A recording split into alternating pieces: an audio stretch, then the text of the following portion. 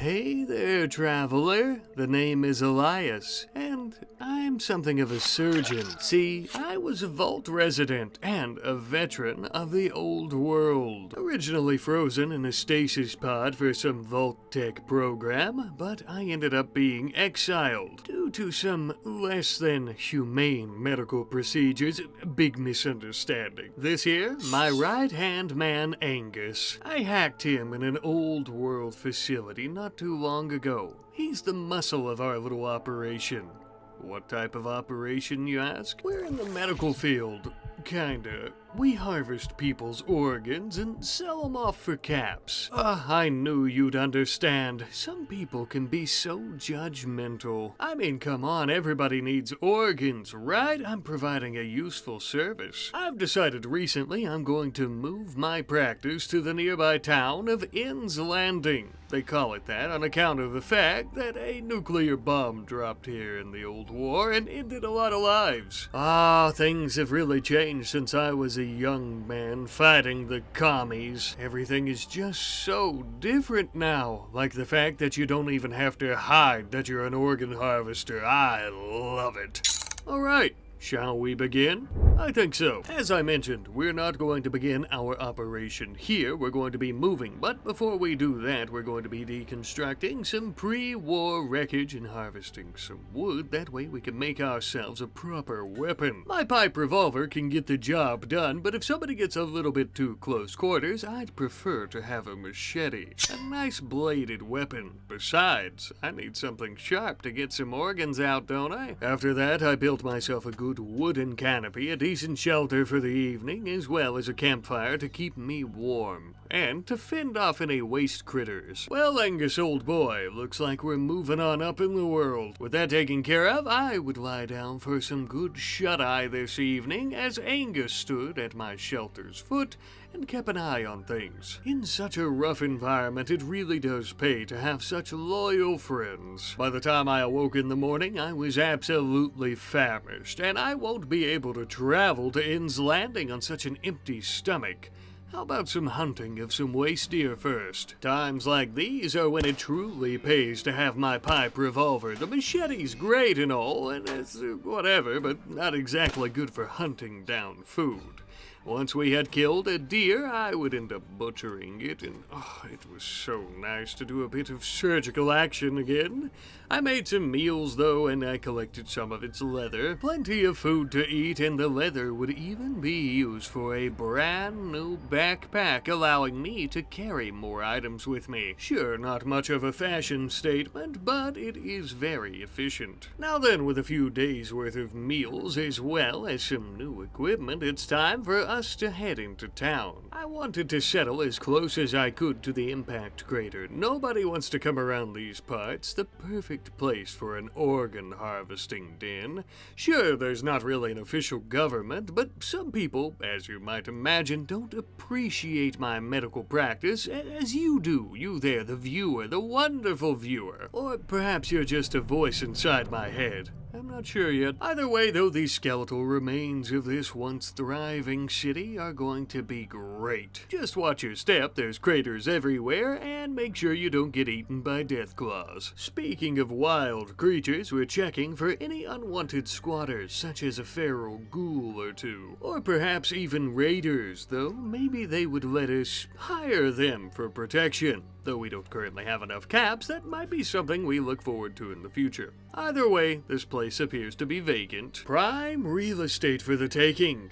Ironic. Based on these operating tables, this looks like it used to be some sort of hospital. Imagine the organs that flowed through here. Clean, pristine, pre-war organs, not corrupted by radiation.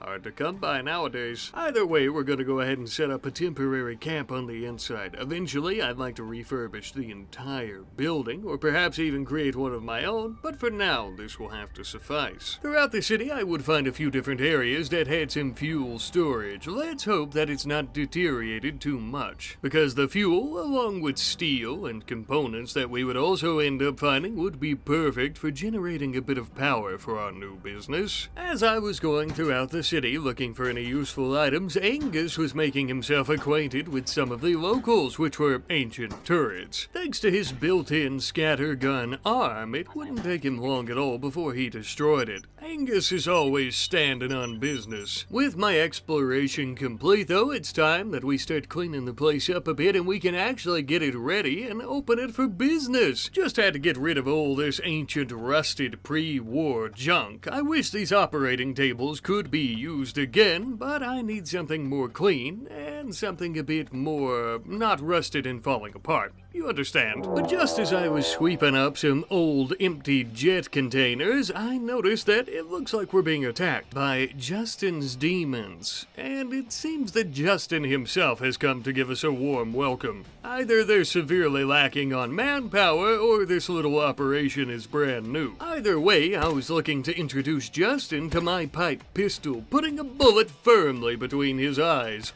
But Angus and I ended up beating him to the ground instead. Vault-Tech medicine and a Bowie knife. Justin, my friend, I think you've brought me exactly what I needed to start up my medical practice here. I'll tell you what, little fella, I'll let you stay alive for now. I'll even tend to your wounds with some polluted sand. That way you don't bleed out.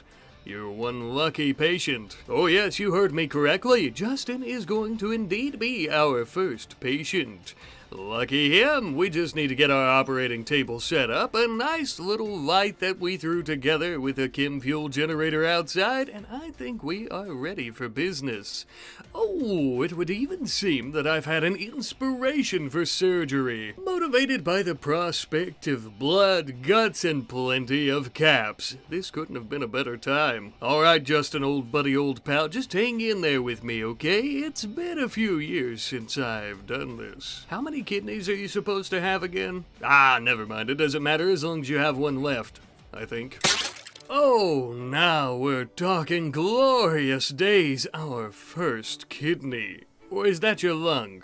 I don't know, but I'm going to take both of them. Alright, look, maybe I'm a little bit rusty when it comes to the surgical removal of organs, but the important part is that my knife isn't, meaning that Justin shouldn't get any infections. Hopefully, these aren't exactly the cleanest of conditions, but even if he does, at least we have organs to sell. Not to worry, for I am not a monster. I'm not going to kill him, I'm going to make him a friend. By force. Could be worse, I could take his heart and then dump him in one of the radioactive ponds nearby, but I won't do that. And it also wouldn't take very long to break his will, and now he's our compadre, whether he wants to be or not. He can actually start helping us out around the place as well. Justin found it fit that the first order of business be that we give ourselves and this place a name.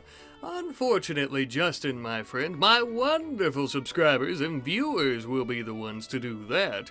So if you guys want to, leave that in the comment section. Thank you. Now then, back to business. Since we have a chem fuel generator and we're riding off the power of the chem fuel that we've recently found in neighboring buildings, I think we need to get some proper lights going throughout our facility, and that's what we ended up doing. We also wasted absolutely no time building Elias a proper bedroom out of some scrap metal, a nice scrap bed, dresser, things like that. It is one of the most abundant resources that we have from all this pre-war ruins and wreckage, so I thought why not. It's not exactly the Hotel Rexford, but it's better than sleeping in that canopy, which is where Justin sleeps now. Around this time, I also noticed that our old pal Angus had powered down for a bit to recharge his internal battery. He can do this without any external help, but it will take quite a while. Unfortunately, we don't currently have the tech or the research to go about building a recharger. Yet. While Angus is resting up and recharging, though, I took it upon myself to go around to all the corpses throughout the city, looking to see if they had any useful gear.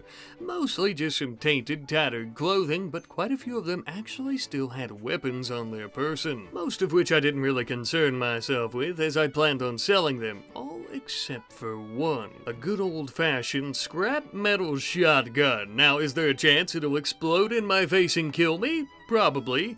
But if that ends up happening and I survive, then I'll be using this old new pistole I found as well. I would take some time and just haul in all the other weapons that we ended up finding into our storage area. Yes, I know, we are mainly going to be selling organs here, but to get ourselves a leg up in terms of our financial status with caps, I don't see any issue with selling weapons we don't need either. Once that was completed, it's time that we start growing our own crops, our own food, since hunting isn't exactly plentiful here, as there's a severe lack of wildlife the closer we get to the impact crater. By far the biggest issue that we face with this is that we're unable to remove the megastructure foundation for the buildings in the city, basically meaning without powerful tools that we do not currently have access to, we are very limited in how much soil that we're actually able to grow crops on. As you can see here with our patch of radioactive rice around this polluted puddle. It wasn't just rice that we planned on growing though. No, we're going to try to grow some potatoes as well as some heel root, the latter of which being much more crucial to our operation. We're not always going to have access to the best medicine ever, so some medicine is better than none. Speaking of which, it would seem we have our very first trade caravan from a nearby settlement just on the outskirts of the city. Some interesting looking individuals. They have super mutants and ghouls and humans all living in harmony. I don't really care, I have no prejudices, as long as they're willing to buy our organs, which we're not going to tell them where we got them from. Unfortunately, they didn't seem to be very interested in purchasing any of the weapons that we had acquired, but that's quite alright, somebody else will be, I'm sure. I'm sure some raiders will come through looking for some of these at some point. Again, we don't discriminate, even against bloodthirsty killers. After striking a deal, doing a bit of bartering, and making our very first caps of the series, we are now going to be deconstructing some pre-war tables in order to get more steel. Reason being, I'm looking to create a proper surgical area. Our new operating rooms aren't exactly the largest, but then again, we're not exactly doing this for the patient's comfort, now are we? We ended up with about 6 of these rooms, and we're also going to be using them as a prison for the time being, since we really don't have any other secure areas. Speaking of secure, I was quick to use some of the steel that we had collected to make Justin a nice fashion statement, a steel collar. We can't have him getting too big for his britches now, can we? No, we can't. Uh-oh. Looks like Justin wasn't the only pirate in their little merry band of misfits. We have a lady wielding a rusty lead pipe and an eyebot. This should be interesting. We have to remember, though, that Angus is still recharging, so it looks like it's just going to be me and Justin on this one, and I don't know that I can count on him. Especially given the fact that these two are from his old gang, I think the only person I can trust here is going to be my shotgun. Speaking of which, this raider and I would be playing a little game of catch these nails that I stuffed down the barrel of this thing, and she caught them all right. Now then, where did that eyebot wander off to? Here, little fella, come back. Oh, there he is. Or was, I guess. He ended up dropping into a frame. Something tells me we might be able to study that, but we'll do that in a minute. As for right now, we have some new armor and shoes, as well as, most importantly, a brand new patient. But I'm gonna let her heal up just a little bit, since our medicine quality has dropped drastically since we harvested Justin's organs. I want to make sure that her body can take the operation. While we're waiting on our new guest to heal up from her injuries, though, and my fine shooting with a pipe shotgun, we are also going to be deconstructing a nearby sandstone building. The people that used to live here are all dead. Nobody needs this. This land is mine. This portion of the city belongs to me, and to whatever you guys end up naming our faction, of course. But realistically, in all seriousness, there's not a lot of trees that grow out here. There's not a lot of mountains anymore with steel and things like that. So one of our biggest resources to build with is going to be these ancient structures and whatever they're made from. And in this case, it just so happens to be sandstone. So that's why we're deconstructing and also collecting it. We would haul it all back to our storage room slash tailoring room slash Justin's sorta bedroom. Don't worry, we're going to improve that too. I'm looking into refurbishing the entire building to turn into our own facility, but for now this'll have to do. By this point, we would have our very first harvest of heel root growing up around our radioactive water source, which was perfect timing because I think our new patient is healed up just enough to survive a few surgeries. I feel like I'm finally getting my groove back with surgeries, that fire deep down in my spirit and soul that made me go to medical school all those hundreds of years ago before I was frozen. We start with a lung, and then a kidney, and then finally, we'll steal her heart. Not metaphorically, no, like actually. That is a heart in a jar, and an expensive one at that, so watch your step. Since we don't want to get all these organs mixed up with anything else in storage, I'm just gonna keep them in their jars and put them here on the ground. Literally watch your step. I wasn't joking when I said that. I don't want these tipped over, please. After getting what we wanted, i.e. the organs, we do have some corpses lying out here though. Not exactly sure what to do with those. Perhaps one of you have an idea. Well, while you're typing your comment about what I should do with them all, I'm just gonna go ahead and study that iBot frame and see if I can maybe figure out something important from it. Ah, Eureka! Civilian Robco circuitry. Now that might just come in handy. As a matter of fact, let's go ahead and start on that research, as this is the exact research that will allow us to go about creating a recharger for our good pal Angus, who is still knocked out cold for a moment. This takes an incredibly long time, and the recharger shouldn't take near as long, a fraction of the time, as a matter of fact. You know what, maybe I should move him inside. I don't want him to get rusty.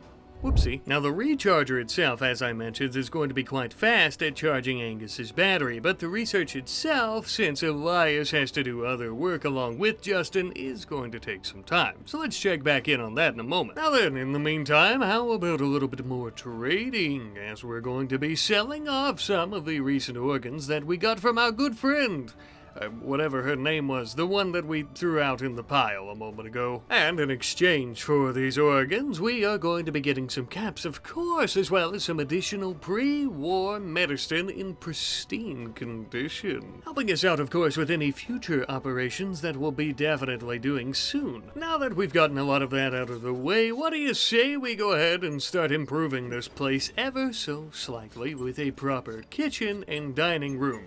It's not exactly fancy, hear me out. We're building everything out of scrap metal again. We have a rusty kitchen furnace and oven and stove and sink and blah blah blah blah.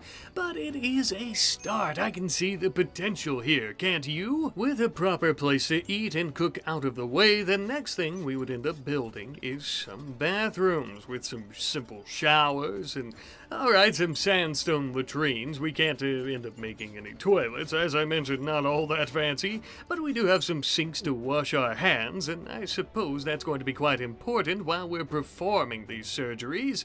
Probably quite lucky nobody's gotten an infection up until this point. I think Justin will be quite envious since we basically had unwashed hands and a rusty spoon to remove his organs. Sorry about that, old friend. Now, as some of you might have guessed, yes indeed, this does mean that up until this point, we have been bathing and pooing into the nearby oversized radioactive rain puddles because I've had Dub's bad hygiene installed this entire time. And maybe I had kind of forgot about it. Give me a break, though. I've had more important things to worry about. And not to worry, as we're still going to be dumping all of our wastewater into the nearby puddles. Not that you were concerned about that, but I just wanted to tell you. We're always doing our part for the environment. Once we got our plumbing, kitchen, and bathrooms all set up, we also finished up that research into Robco circuitry, meaning that we can also finally build a recharger for Angus, which we wasted no time doing, and it was well worth the resources. Come on in, buddy, and start, I don't know, filling yourself up? What's the proper terminology? Anywho, though, with this final electronic that we've built recently, I think that we're on the right path. We're headed straight for the moon, baby. Metaphorically, of course, as we are going to be planted right here on this radioactive hellscape.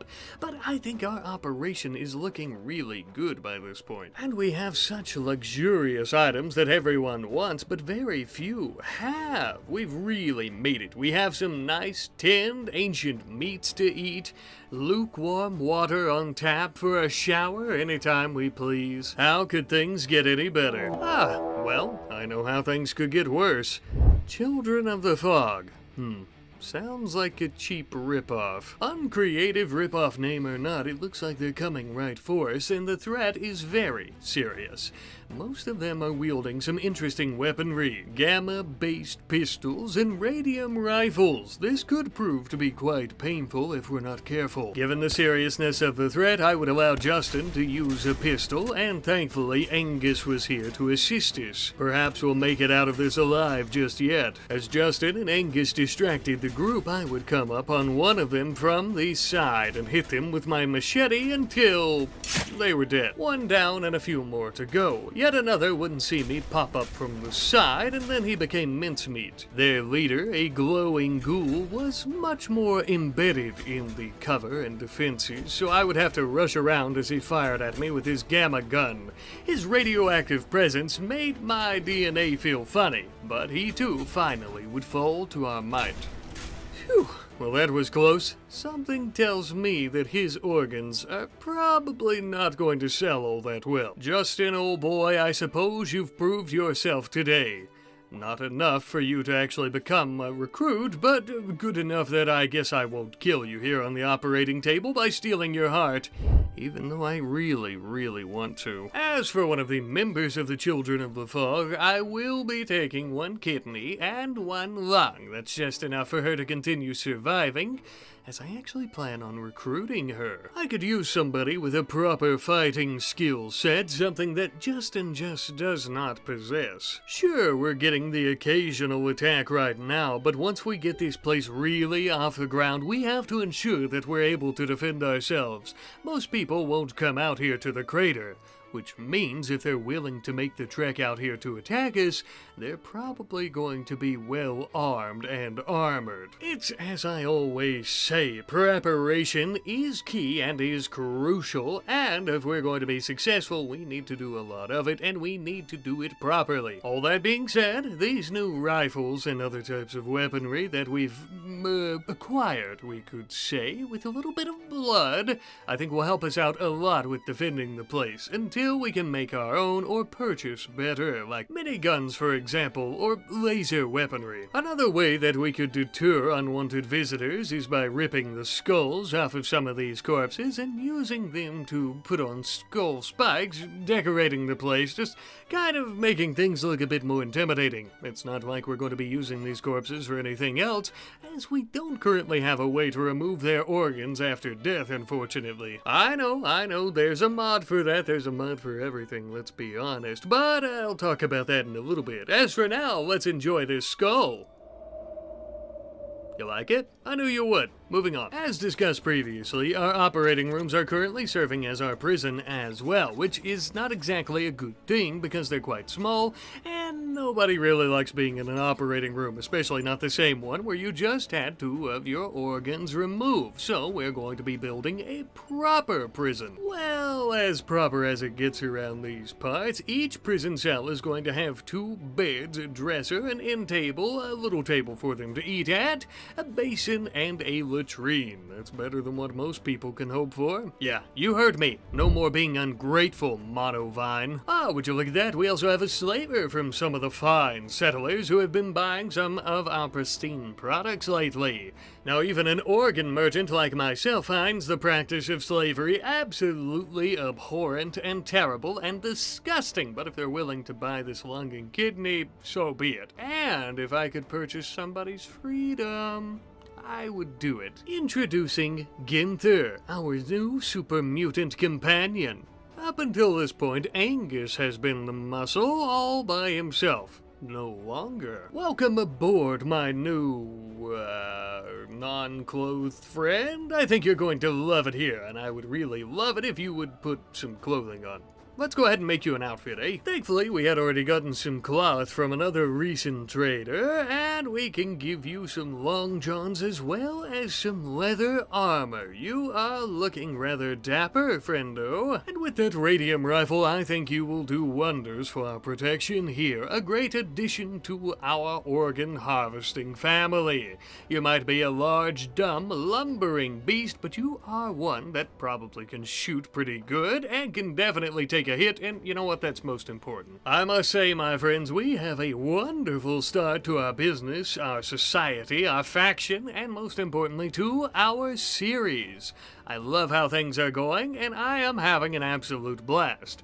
I hope you have as well. Now, before I let you go, though, I did have some stuff that I wanted to discuss and to explain, like the fact that the mod list is in the video description, and of course, if you guys have mod suggestions, as well as any suggestions for the direction you'd like to see us take as a people, as a faction, throughout the series, our colony, and anything and everything in between, names, whatever you guys want to try to add, be sure to leave that in the comment section down below. I'd like to maybe kind of go a few episodes in before we start adding mods that allow us to harvest organs after death. I feel like they're a bit overpowered in the beginning, as well as things like the auto cutter mod and stuff like that, which I do have added, but I don't plan on using anytime soon. I also wanted to mention that this series was originally going to be the Enclave series that we've discussed a bit, but there are a few mods that I couldn't get to work in 1.6 as they're outdated. Most of these in the mod list right now are 1.4, so if you're having trouble, I apologize. I don't really have any way to go about fixing it. I'm working on them myself as I go, making it quite tedious.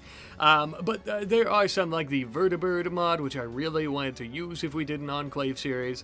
It doesn't work. I don't want to revert back to an old version of the game because there's a lot of stuff from 1.5 and 1.6 that I love having available throughout these series. So it'll be something that we're going to probably end up doing in the very near future as soon as some of those mods or an alternative for those mods are updated or added in. Again, I hope you guys have enjoyed though, and I hope you are as hyped as I am for this series. I think it's going to be a lot of fun. This is the second, technically the third Fallout RimWorld series that I'm doing on the channel, and we're creating the little shared universe. So of course this one, as well as the previous one and the 100 days videos, which I'd like to somehow turn those into their own series to be added into this universe canonically, so that you guys can actually watch them, of course, and have them all connected. I want to do that, but they're all three in the same universe, so this takes place with the last series with Boland and his vault, and all the vault dwellers, and we might end up seeing a few connections throughout this series as well. But again, I hope you guys are hyped. I sure as hell am, and I love you guys. I'll see you next time. Hey there, travelers, wandering around the wasteland, are ya? No need for that, as you have finally arrived at your destination, your one-stop shop for anything and everything medical and organ. Recently, we've taken over and set up our practice in an old abandoned pre-war building that maybe was a hospital once before. Kinda hard to tell. It was a little bit too close to the impact zone of the nuke that hit here. Either way, it's a quote-unquote hospital now. One that is absolutely perfect for growing potatoes around its radioactive ponds and for storing great big jars of lungs. Something it's not so great for in its current state, though, is defending ourselves. There's far too much pre-war wreckage and junk all around the perimeter. So, today's episode we're going to begin by working on our defenses. First and foremost, destroying some of these old vehicles and other wreckage. That way they're out of the way and enemies can't hide behind them taking cover while attacking us. Once the cleanup and removal of all the old stuff was completed for the most part, it was time for us to start working on some simple defenses like sandstone barricades and scrap turrets. Not quite as sophisticated or as strong as the old Mark I pre-war turrets, but given our predicament and situation here, I think they'll be able to help us fend off raiders for the most part, assuming they come from the west or the south. We need some more of these. However, before we can even dream of building more turrets, we need to take care of our power issue before we completely turn the lights out. We're finally beginning to run out of all that chem fuel that we stored in episode 1, and the problem is it doesn't exactly grow on trees. Not that it matters if it did, there's not many trees around here. It's too damn late though, we've already made our bed with chem-fueled power generators, and it's time that we lay in it. And the way that we're gonna go about doing that is by researching biofuel refining so that we can make our own. I have a few tricks up my sleeve. In the meantime though, we are going to be building some alternate power generating methods to kind of prop us up until we get some chem fuel flowing once more. These are miniature solar panels, resource and cost effective, though they don't put out much power, as I'm sure you could gather. And obviously they're only generating power during the daytime, and we still haven't researched batteries. One step at a time. Nevertheless, this did help us with getting our lights back on in our operating rooms, which is pretty crucial to our medical practice here, and especially after we turned off our scrap turrets that are sucking up all the juice. But they're not the only ones. Oh, Angus, I suppose it's okay, but only because we love you. Mwah. Well, as we've been grappling with our issues of electricity, we did finally recruit Monovine. You remember, one of the children of the fog, those freaky cultish people who we almost killed last episode, but we have decided to turn her into a friend. After harvesting her organs, of course. She may be missing one kidney and one lung, but you know what she still has? That little bit of spunk and spark in her eyes to defend us with a good old pipe pistol. And since her medical skill is basically dog shit, that's all she'll really be doing. Well, she might also be doing a little bit of construction, but yeah, that's about it. Well, while our newest member and Muscle will be getting acquainted with the place now that she's no longer in our prison, Elias is working hard on that research into refining. And while he was doing this, we detected cargo pods. It's a good thing that Angus has a built-in radio, otherwise we would have never heard the chatter about them falling somewhere nearby. It appears to be quite a few spools of metallic wool, often used in military operations. Let's hope whoever was sending this through the sky doesn't come looking for it, though I'm not sure who it could be. As far as we're aware, there are no Enclave chapters in the area. Either way, finders keepers, losers weepers. We're going to actually use this wool for some proper sandbags around our scrap turrets, and it'll be perfect once we actually have enough power to keep them going. This might seem like a silly choice, but this metallic wool is actually quite a bit more durable than sandstone barricades, and we didn't exactly have enough of it to make any proper clothing or armor for ourselves, so might as well. At this point, we had received communication from 3 desperate refugees, one of which being a child who were approaching our humble medical practice. They were looking to stay here for just under a month and a half or so, and in exchange they would help us take care of the place. Apparently they were begging for help because they had recently escaped an organ harvesting operation.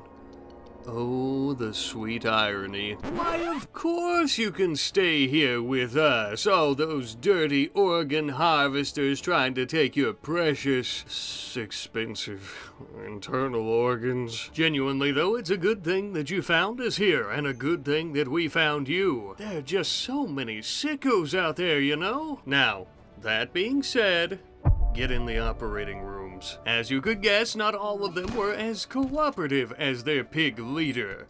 Some of them would have to learn their lesson the hard way. Oh, that's unfortunate. No super mutant organs for us, although it looks like we're going to get some from this pigskin. Yeah, I guess 1 out of 3 ain't so bad. I know what you're probably thinking. Oh my God, Elias, you've killed a child along with these people. How could you?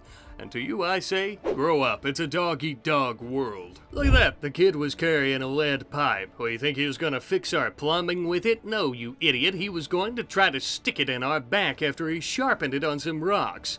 Clear case of self-defense if I've ever seen it. Welcome to the wasteland, cry baby. We harvest people's organs here. What do you think I was gonna make friends with him? No, sometimes kids and super mutants get turned into chem fuel. Ah, I'm afraid it's not for the faint of heart. That's just how it is. Speaking of which, a little bit later, and we would finally finish up that research into biofuel refining. We wasted absolutely no time building our first refinery, and we immediately started making our own chem fuel from the corpses of those people that we just killed. Great suggestion from our friend Tybosaurus on episode 1, by the way. This way, nothing goes to waste. We'll use their leather for things, and then their meat and bones can fuel our medical operation furthermore. Finally finishing up our first few buckets of chem fuel just before our second generator ran out of fuel. And just like that, power issues are a thing of the past. At least for right now. We still need some batteries and blah blah blah blah blah. But first, we must do our duty as a physician as we have a patient in need awaiting a few operations. We'll be taking one lung and one kidney, but we won't be taking her heart just yet.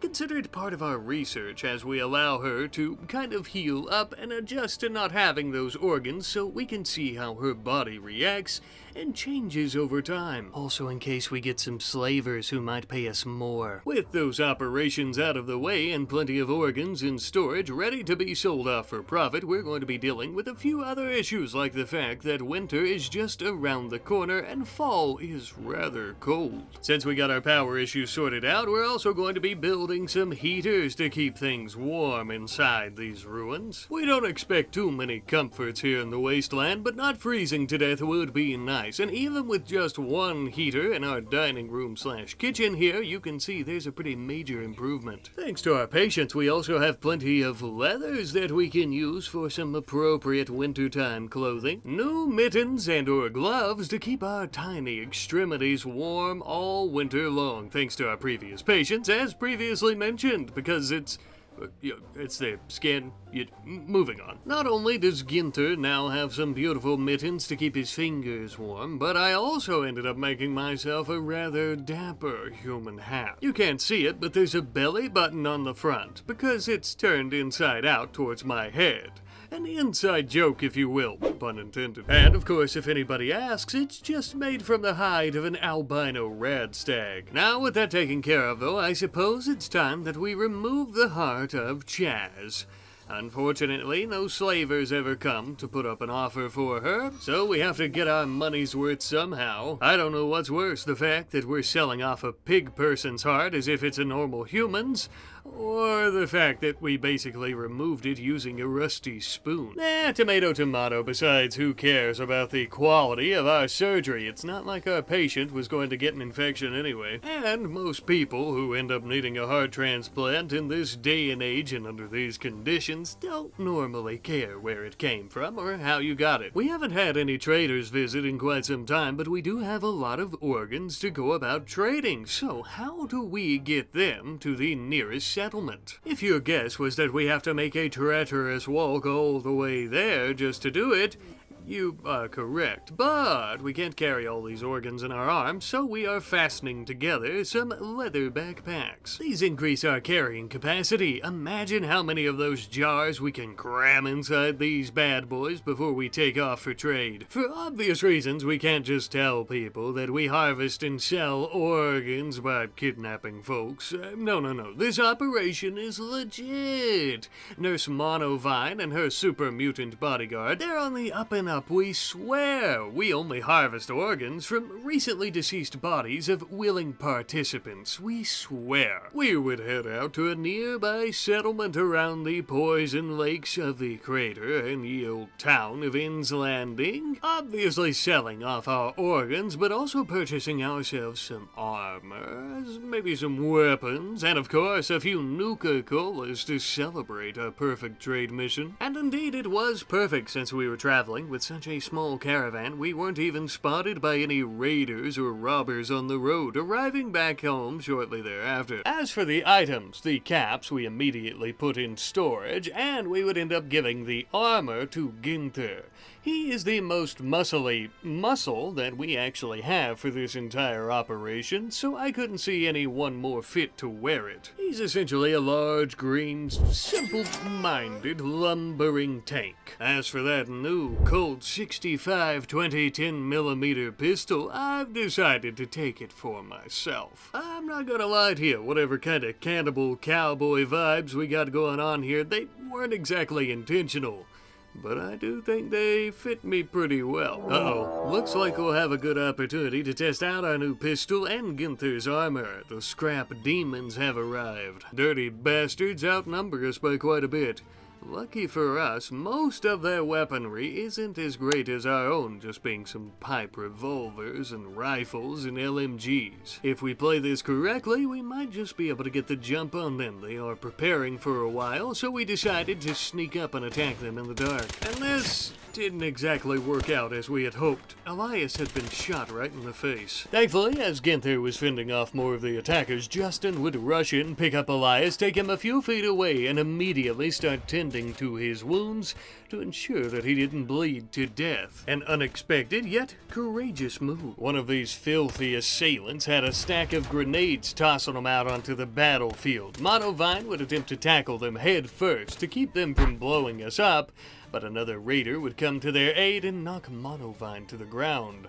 Things were beginning to look quite grim for us. Günther and Angus, under heavy enemy fire, would come right for these two and start beating and bashing them until eventually we had knocked them down, able to rescue Monovine. But that wasn't the only good news, for Justin was able to get Elias back on his feet, and the two of them would immediately re-equip their weapons. Now that's what I call down, but not out. It's time for us to finish this fight. Elias would run to the left, drawing enemy fire and distracting them, as Justin would come from the right, attempting to sneak up behind them. And you know what? It worked. That might be the craziest part about this whole fight. Good work, Justin. Damn good work. Oh, it would appear that some of you raiders were so unlucky to not die here on the battlefield. No worries, friends. We'll tend to your wounds as well as other things. That entire fight was a complete shit show and was rather messy. More messy than we would have liked for it to be, so it looks like we'll need to let our new guest heal up a little bit before we remove their organs. Most people around these parts don't expect perfect quality, but finding some buckshot in the lung you're about to put into your friend or family member not only would probably blow our cover, but would also decrease business, which is no bueno. Speaking of injuries, our poor, lovable Angus has taken quite a beating, not only from those pipe weapons, but also those grenades, with many of his parts being cracked and shattered. He's in desperate need of some repair. We immediately started the tune-up right out here on the ground until we managed to get him back on his haunches. Then we would take him back to base where final repairs could commence, and we could get him back in working order to 100%. We would use up a lot of our sheet metal to patch him, but he's well worth it. Truthfully, without Angus drawing the fire from our enemies like that, none of us would be here most likely. Speaking of our enemies, of course, we took them out back and butchered them. That way we can keep our lights on by turning them into fuel, as you well know and as we've been doing throughout the entire video. But this brings up a concern. We're basically doing this right out in the open. What if somebody were to go around the back of the building and see us? Then our cover would be blown. They would know that we're not a legitimate business. No, I'm afraid we can't have that. So we threw up a nice chain link fence with a gate that we can open and close as we please to keep any visitors or guests out of this area. What goes on back here is between us and the Lord, friend. Mind your own business. And another issue that we've been facing is the fact we don't have near enough proper bedrooms. It's so bad, in fact, that Günther and Monovine have been sleeping on some of these pre-war beds that are in the wreckage. We just can't have that. Not with them working so hard around the place, we have to make them some proper bedrooms. Even if most of the furniture is still made of scrap metal and other junk we find lying around, it's better than nothing. Giving everyone their own bedrooms is great, and it also fits with us taking over the rest of this structure as best as we can. I want to try to keep the same shape that it already has, that way there's minimal effort, and we kind of keep that authentic hospital pre-war ruins look, of course. But there is another issue. Unfortunately, adding in all these bedrooms takes up more electricity for lights and things like that, so we need to start working on research into batteries, something we should have already started working on. My apologies. Since Elias doesn't exactly have the greatest intellectual skill, he's more of a surgeon, of course, not a scientist, I suppose. I'd eventually like to get some other folks who are much better at that sort of thing, some type of research team. Perhaps if a slaver wanders through the area with someone we can hire. While we're in the middle of this new research project, though, we are also collecting more resources like components and steel, as we are going to need a lot of those things for batteries and other electronics, as well as future projects. Eventually, the research into batteries was finished, though, and we would waste no time going about building our very first. This way we can store the electricity from our solar panels during the day, and hopefully that, accompanied with our chem fuel generators, it'll be able to carry us through each night. Not only our lights, but our defenses. Now by this point, winter has finally arrived, and as such, our crops, heel root, and especially the ones we eat like rice and potatoes to survive, have all frozen, died, and withered away.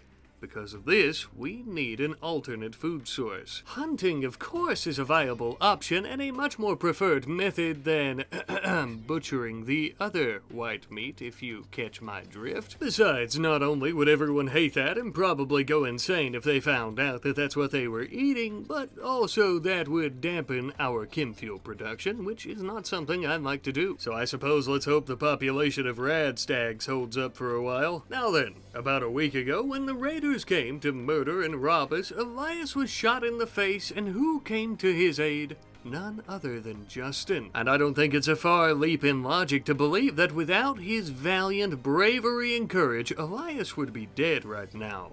Sure, maybe he did it out of the fear that the others, or the raiders, might skin him alive or something like that, but nevertheless, I still think a proper reward is in order. Come on, buddy, let's take you to your new room. Whoa, I realize this might be a little confusing and maybe a little bit weird that we're going to imprison you, but this is so that you won't be a slave anymore. You can become a proper member. Welcome aboard, little fella. Well, not yet. First, you need a bit of mental hardening and re-education. We can't have a weak-minded noodlehead running organs for us. I mean, for example, what happens if you get captured? Like when we captured you. No more Mr. Coward, okay? We are gonna whip you into shape, my friend. Now you just sit right there and I'm gonna put your restraints on. Strap in, little guy. It's going to be a long and dark night. Don't worry about Justin, he's completely fine. And you know who else is completely fine? Our two raider patients that we've had and let them heal up for quite some time, which means it's also time for us to start removing their organs. You know, funny enough, of all of our members, Ginther here is actually my current protege, since he has the second highest medical skill, with him being a 7, and actually an 8 after this surgery that he's performing right now, ripping this lady's heart out. Maybe he's not so simple-minded after all. Ah, glorious days, it would seem. Trotting through the dark, snowy snow towards our humble abode is a trade caravan. Perfect timing if you're looking for some of those squishy items. As I peddled my wares to their leader, I realized that these folks were vault dwellers, but not just any vault dwellers. They apparently hail from out west. They're an awful long ways from home, but she says that their overseer sent them in search of a heart on the smaller side for an experimental surgery on their pet mutant rat who happens to be an alcoholic and is having chronic heart attacks. Right. Well, I was considering attacking them all, and whoever survived got to be one of our next patients. Vault dwellers are notorious for having pristine lungs, not having to constantly breathe in all the toxic air. But their 2 members in power armor packing laser miniguns alone could wipe out our entire operation if they find out we're not exactly the most legitimate doctors, let alone if we were to attack them. So we're not going to do that. Even so, Angus really does not like their synths, or android, or whatever you call them.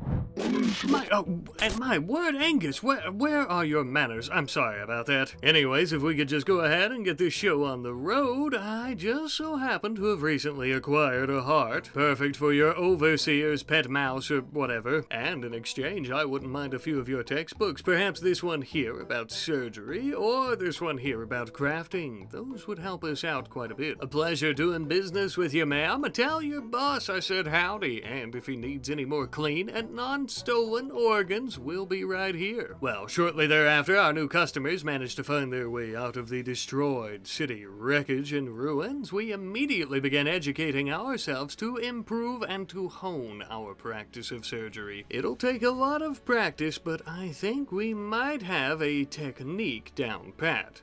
Only one way to test it. We're also going to attempt to improve the quality of life for all of our people here at our home and business, with that mostly just being some construction in the kitchen and dining room area, where we installed some slate and sandstone flooring tiles, as these are the 2 most abundant stones that we have access to. And we would also add in additional solar panels to help us out with the additional heaters that we scattered all throughout the business. That way we can keep everyone warm, including our patients, who not only would get some nice heaters, but they would also get some nice steel flooring in the operating rooms. This is easier for us to walk on and to navigate around instead of ancient concrete, and it is also much cleaner than ancient concrete as well. It's also as close to sterile flooring as we're going to be getting anytime soon. With that, Justin has finally passed the test, and he is now a proper member of our little operation here and organization.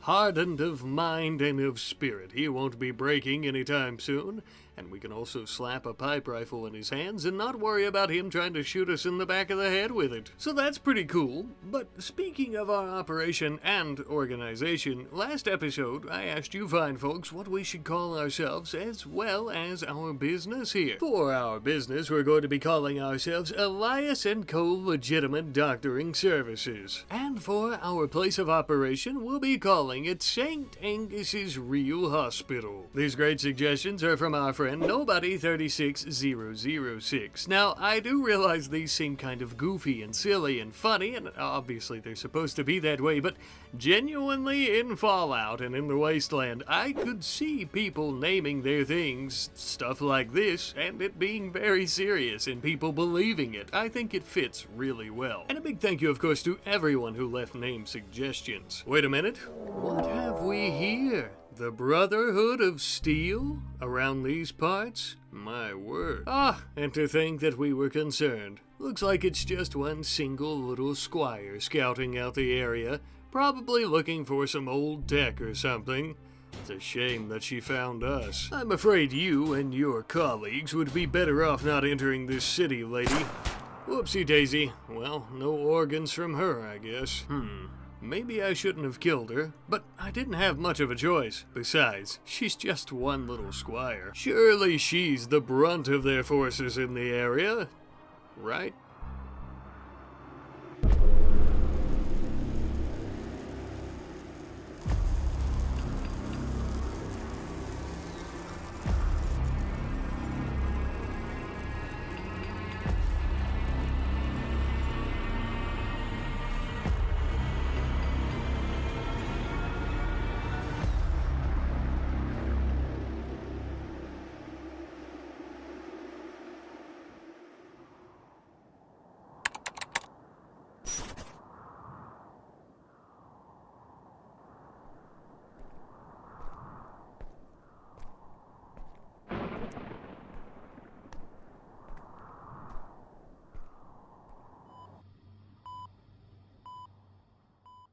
Well, what do we have here? Welcome back, travelers.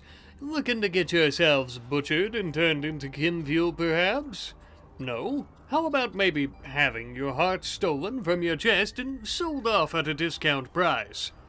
Yeah, well, I'm not really sure what you're doing here then. Nevertheless, though, thank you for stopping in. You, I, and our band of merry organ-harvesting misfits have a lot of work to do today. Starting off with our hospital, I think a pretty decent-sized end goal, or something I'd like to have completed just before the end of this series, is having the entire hospital used for our practice.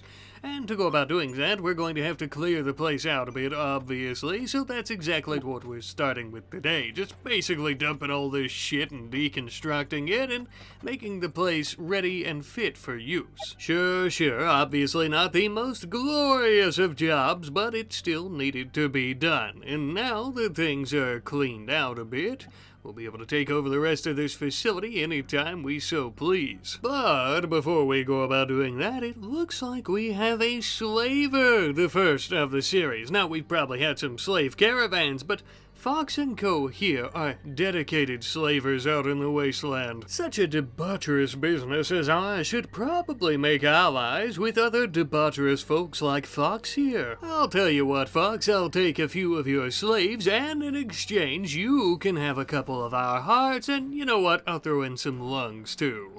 It's a deal. We ended up purchasing 4 people, one of which was a ghoul by the name of Vargas who joined us instantly. So we bought his freedom, obviously.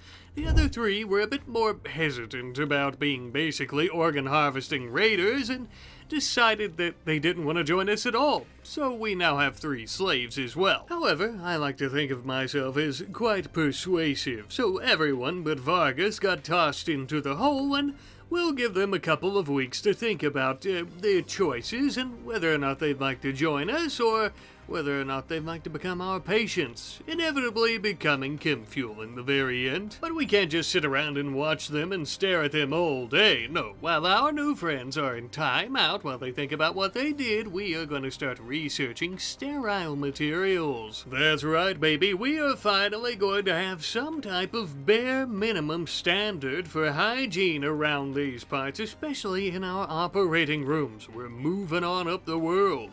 Or we will be, once we get it researched, that is. In the meantime, we are actually beginning to run quite low on food. As you might imagine, our growing hasn't been all that great due to winter time, and we've hunted basically all of the wildlife that we could.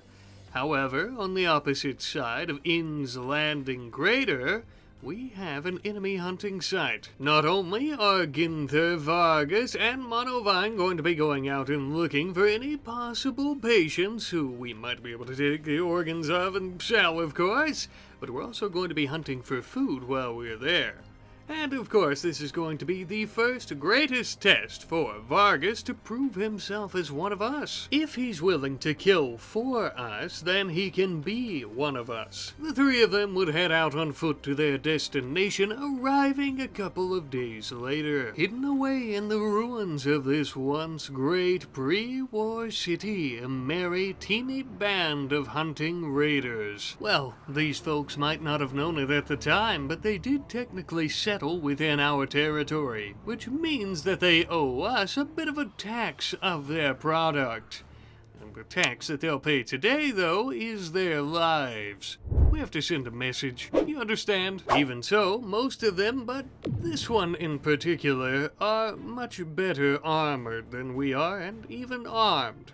We'll need to be quite cautious. So in other words, let's hope the clap from Ginther's great big green ass cheeks don't set them off and alert them to our presence as we're trying to sneak through the city ruins. We would tiptoe throughout the rubble, coming towards them from the south, taking cover by some abandoned buildings and other piles of junk and opening fire on them. First up was their butcher, who took a good pipe between the eyes, killing her. Next was one of the hunters himself. Initially, he had done pretty good at avoiding our grenades as we threw them at his feet.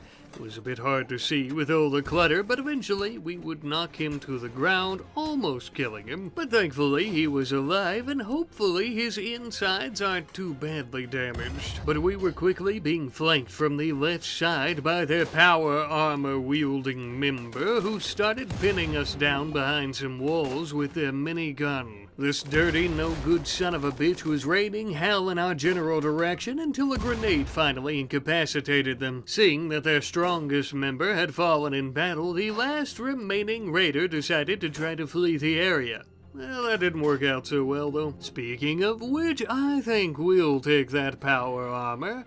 No, don't go dying on us just yet. You still have something that we require, I'm afraid. Not you, though. You're dead as a doorknob. Although I guess we could take your rifle. Organs are our main export, but selling off some illegal under-the-table firearms also fetches a pretty penny from time to time. Also I forgot to mention, Vargas is dead. He kinda, maybe sorta, got shot in the face by the minigun and died basically instantly. I would be more sad about this, but we only just met him. If anything, he's a business loss. Sure, we lost a potential decent member. I mean, how decent could he have been? He got shot in the face by the minigun, and the rest of us are still here. It seems like he might have been a little inexperienced. Either way, though, it looks like we have plenty of food now. We found a little bit of pemmican inside the rest of the place, but other than that, it was a great big dud.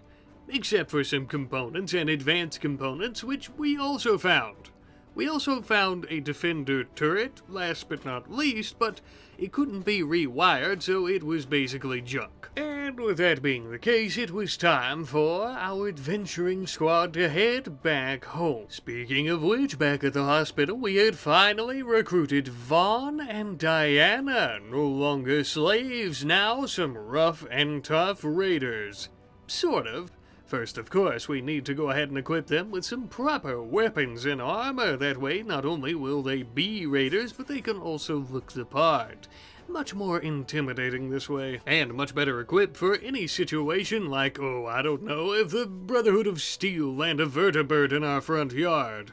Unlikely, but possible. Now then, with some extra helping hands, and while our adventurers are on their way back home, I think we need to create some proper bedrooms for our new members as well.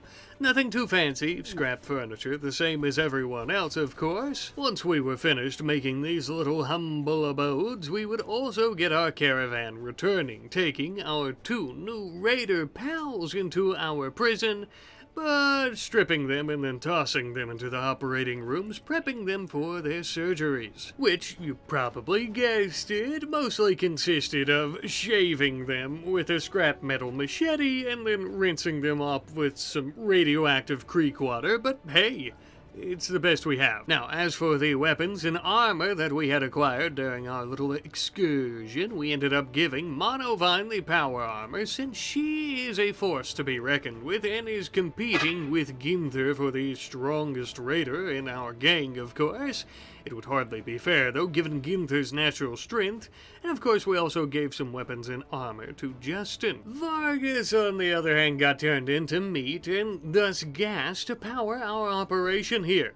Perhaps if he weren't so useless dying on his first mission, we would give him a proper burial, but at least this way he'll be of some use for us and we can get our money's worth. We then ended up finishing our extensive research into sterile materials. Finally, some proper clean floors and walls.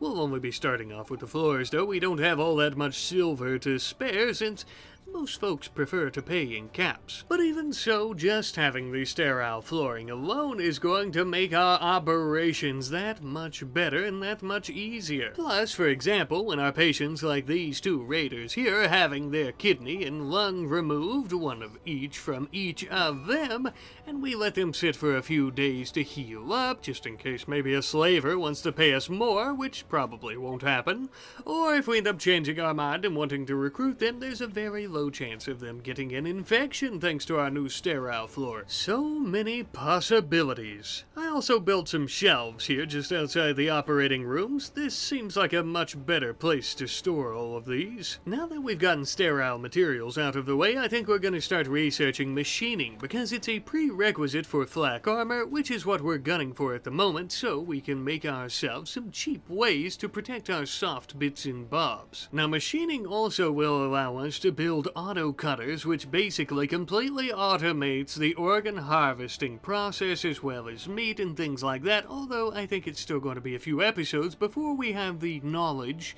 experience, and intelligence to go about operating one. It's a bit of an in-game machine. Now, as we're working on this important research, we're also going to be doing a bit more construction here in the hospital, a proper workshop and storage facility. I am sick and tired of just kind of having everything everywhere, including all of our production areas, and now we are going to have them compact and organized in one singular room, as all things should be. You'll also note that we have a stone cutting bench in here, and that's because we're going to actually be cutting our own stones to go about building, since one of our slaves, I can't remember who, maybe Vaughn, has a decent crafting skill, and instead of going about deconstructing other buildings, we'll be doing this. Much more efficient and much easier. And after we finish this up, to celebrate all of our recent success, Diana is throwing a great big shindig for all to attend. This, for some reason, was held in Elias's bedroom. Not exactly sure. I guess he doesn't mind. Nuka-Colas for everyone. Uh-oh. Hold that thought. Looks like we're under attack by the Brotherhood of Steel. Damn it. I knew I shouldn't have killed that scout. Well, to be fair, she shouldn't have been sticking her nose where it didn't belong, but whatever. Thank God none of the members in this little raiding party had any power armor. We might just stand a chance yet. Although, that being said, they have some pretty advanced weaponry. A military combat shotgun, and even laser pistols. Oh, shit. Our adversaries were planning out their attack for quite some time. This would give us the ample opportunity to hide in some nearby ruins and plot out an ambush. Our little surprise for them was spoiled a bit when they came towards us a little bit earlier than we had expected, but nevertheless we fired quite a few bullets in their general direction, maybe chucked a few grenades. The laser pistolier was killed, thank Christ. And then all we had to do was deal with the others. Elias would attack what appeared to be their leader, hacking into his shoulder blade with his machete. Eventually, we had killed him too. And with that, we got extremely lucky. The Brotherhood of Steel are nothing to fuck with, okay? And the fact that we beat this little party says a lot about our teamwork and military minds, I suppose you could say. We're pretty good at planning ambushes. We don't exactly play fair like most other folks. But taking out these squads is only going to make things worse, as they're just going to come at us harder and harder. We have to be ready. Obviously, one of the easiest ways is to fight fire with fire, taking the weapons and armor that they've dropped, and another way is by harvesting the organs of all of our patients. That way we can make a pretty penny of caps that we can actually use to purchase ourselves some even better weapons and armor, and possibly free a few more slaves to join our cause. What do you think about it, young lady going by the name of Hammer, you Brotherhood of Steel scout or scribe or whatever you are? Oh, that's so kind of you to contribute your own heart to the cause. I knew you'd see things my way. On a serious note, though, we have a lot of organs ready for trade. We just gotta pack them into some backpacks and start heading on down the road. We almost have 2 shelves full. They're basically spilling over. And we don't want that to happen, because if they hit the ground, they're gonna get dirt on them. It's a whole thing. But of course, before that happened, we got them loaded up and sent out a little trade caravan to some of the nearby settlements just on the outskirts of Inn's Landing. Many folks looking for hearts and kidneys and lungs for their loved ones who have been attacked by death claws or some type of radioactive bog hounds or raiders, God forbid, and we're really saving lives here. They just obviously don't know where they came from. I can't stress that enough, but in their eyes, we are the good folks. Now, while they're out making us some moolah, we would also finally end up recruiting the slave known as El-Cal that we got from Fox & Co.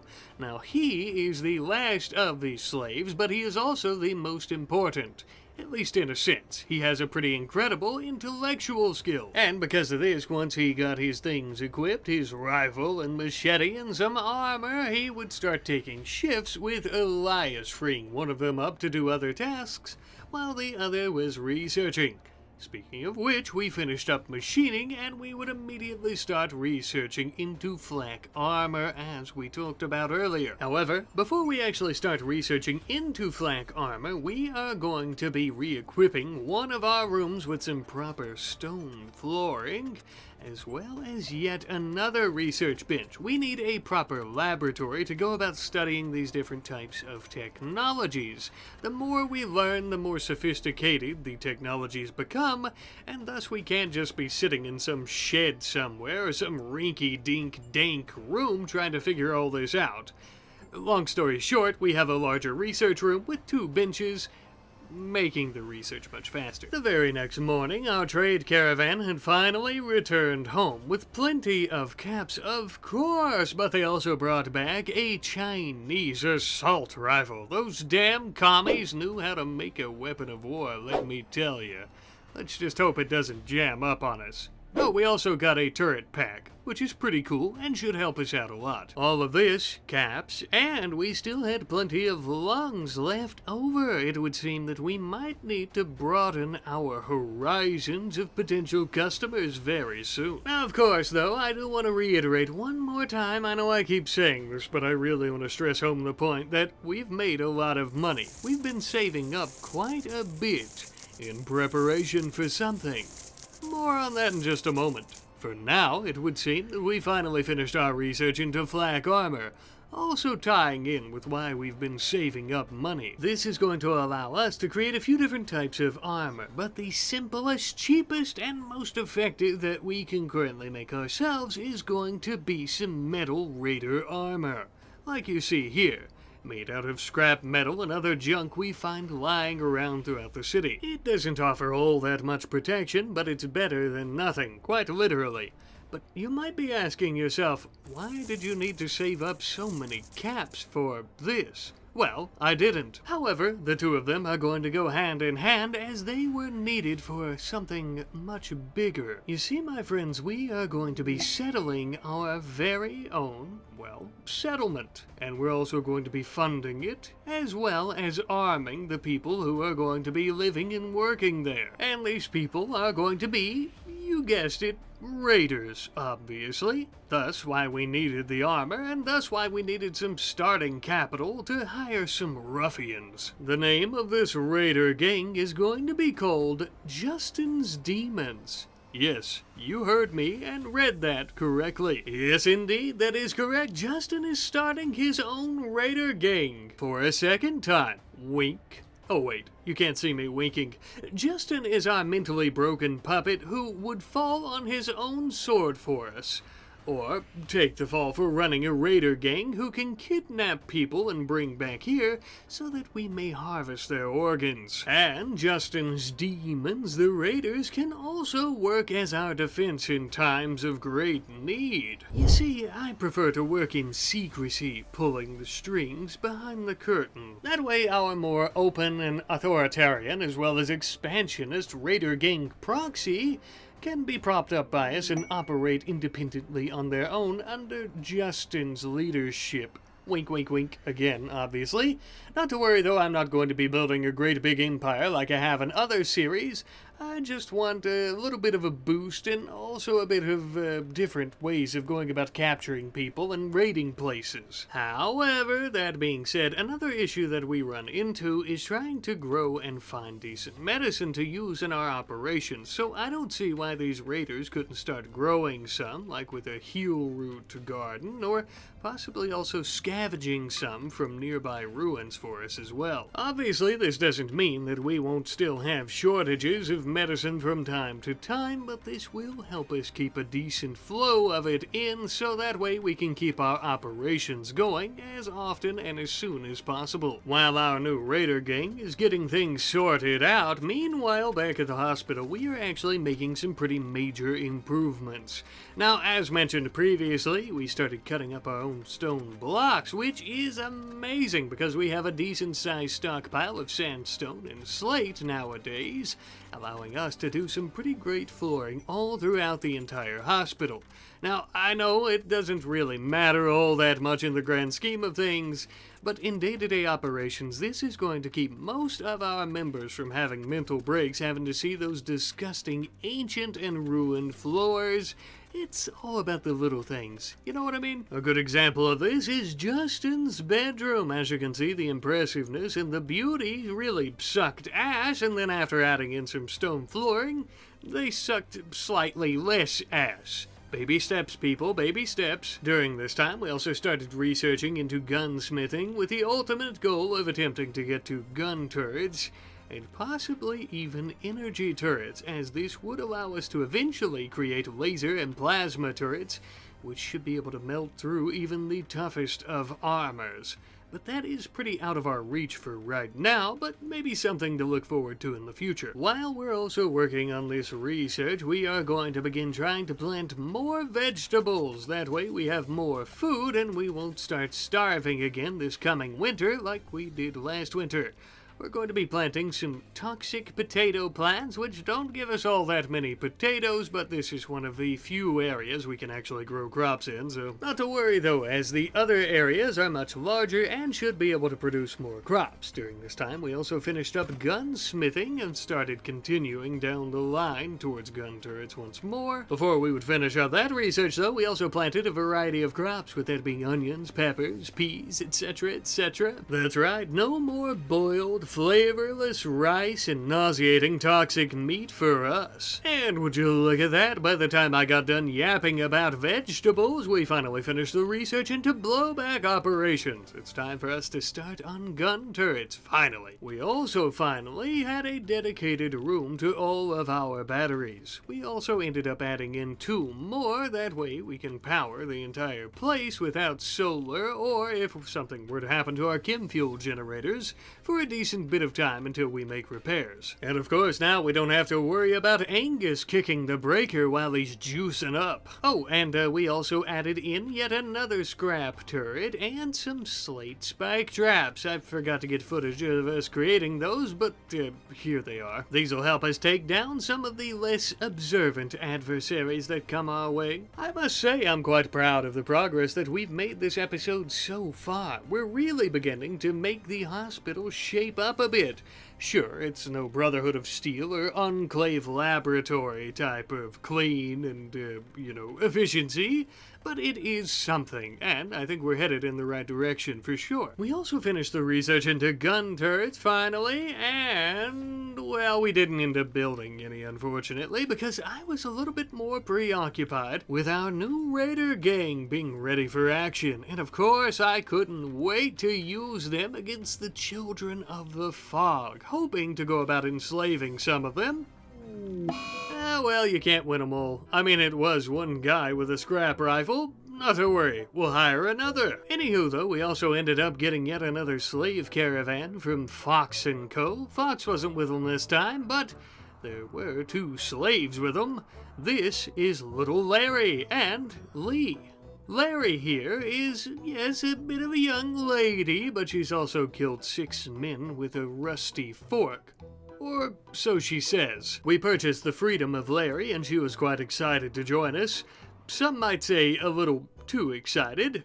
Now, look, I know I probably shouldn't give a child a gun, but my God, you try taking it away from her. Lee, on the other hand, didn't really have all that good of skills, and I didn't really want to try to recruit a raider who couldn't, well, raid or do anything. So, Lee here is going to be our organ mule. This way, we make a lot more money than the 300 or 400 some caps that we spent to purchase him. That's just called good business, baby. Ah, Lee, thank you for your cervix. You get it? Because cervix, it's an organ. No, I know Lee's not a lady. Moving on. And we finally got our medicine from Justin's demons. Whoa, Nelly, is that Vault-Tec? Something tells me they must have found that while scavenging, as I don't think that they would have been able to grow it. And as you can see, for the small initial investment of housing and feeding some raiders, we now have a medicine operation free of charge. Sure, it's tiny, but it has the potential to become something much greater. Speaking of which, right, we've now got yet another crazy person with a scrap rifle and some caps in their pocket, ready to attack the children of the fog for us. And this time, it ended up working out. Not only did our raider not die, but they also managed to get us some loot.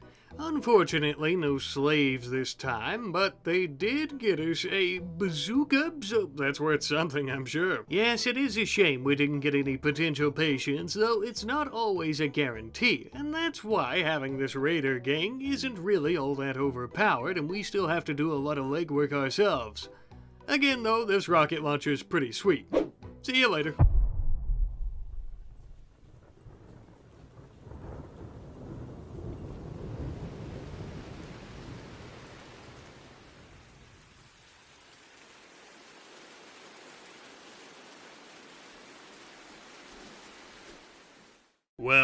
Well, look what we have here. Welcome back, ye travelers, to our organ harvesting hospital. It is I, Elias, your organ harvesting, rootin', tootin', cannibal cowboy, who is now the leader of a teeny tiny raider gang as well.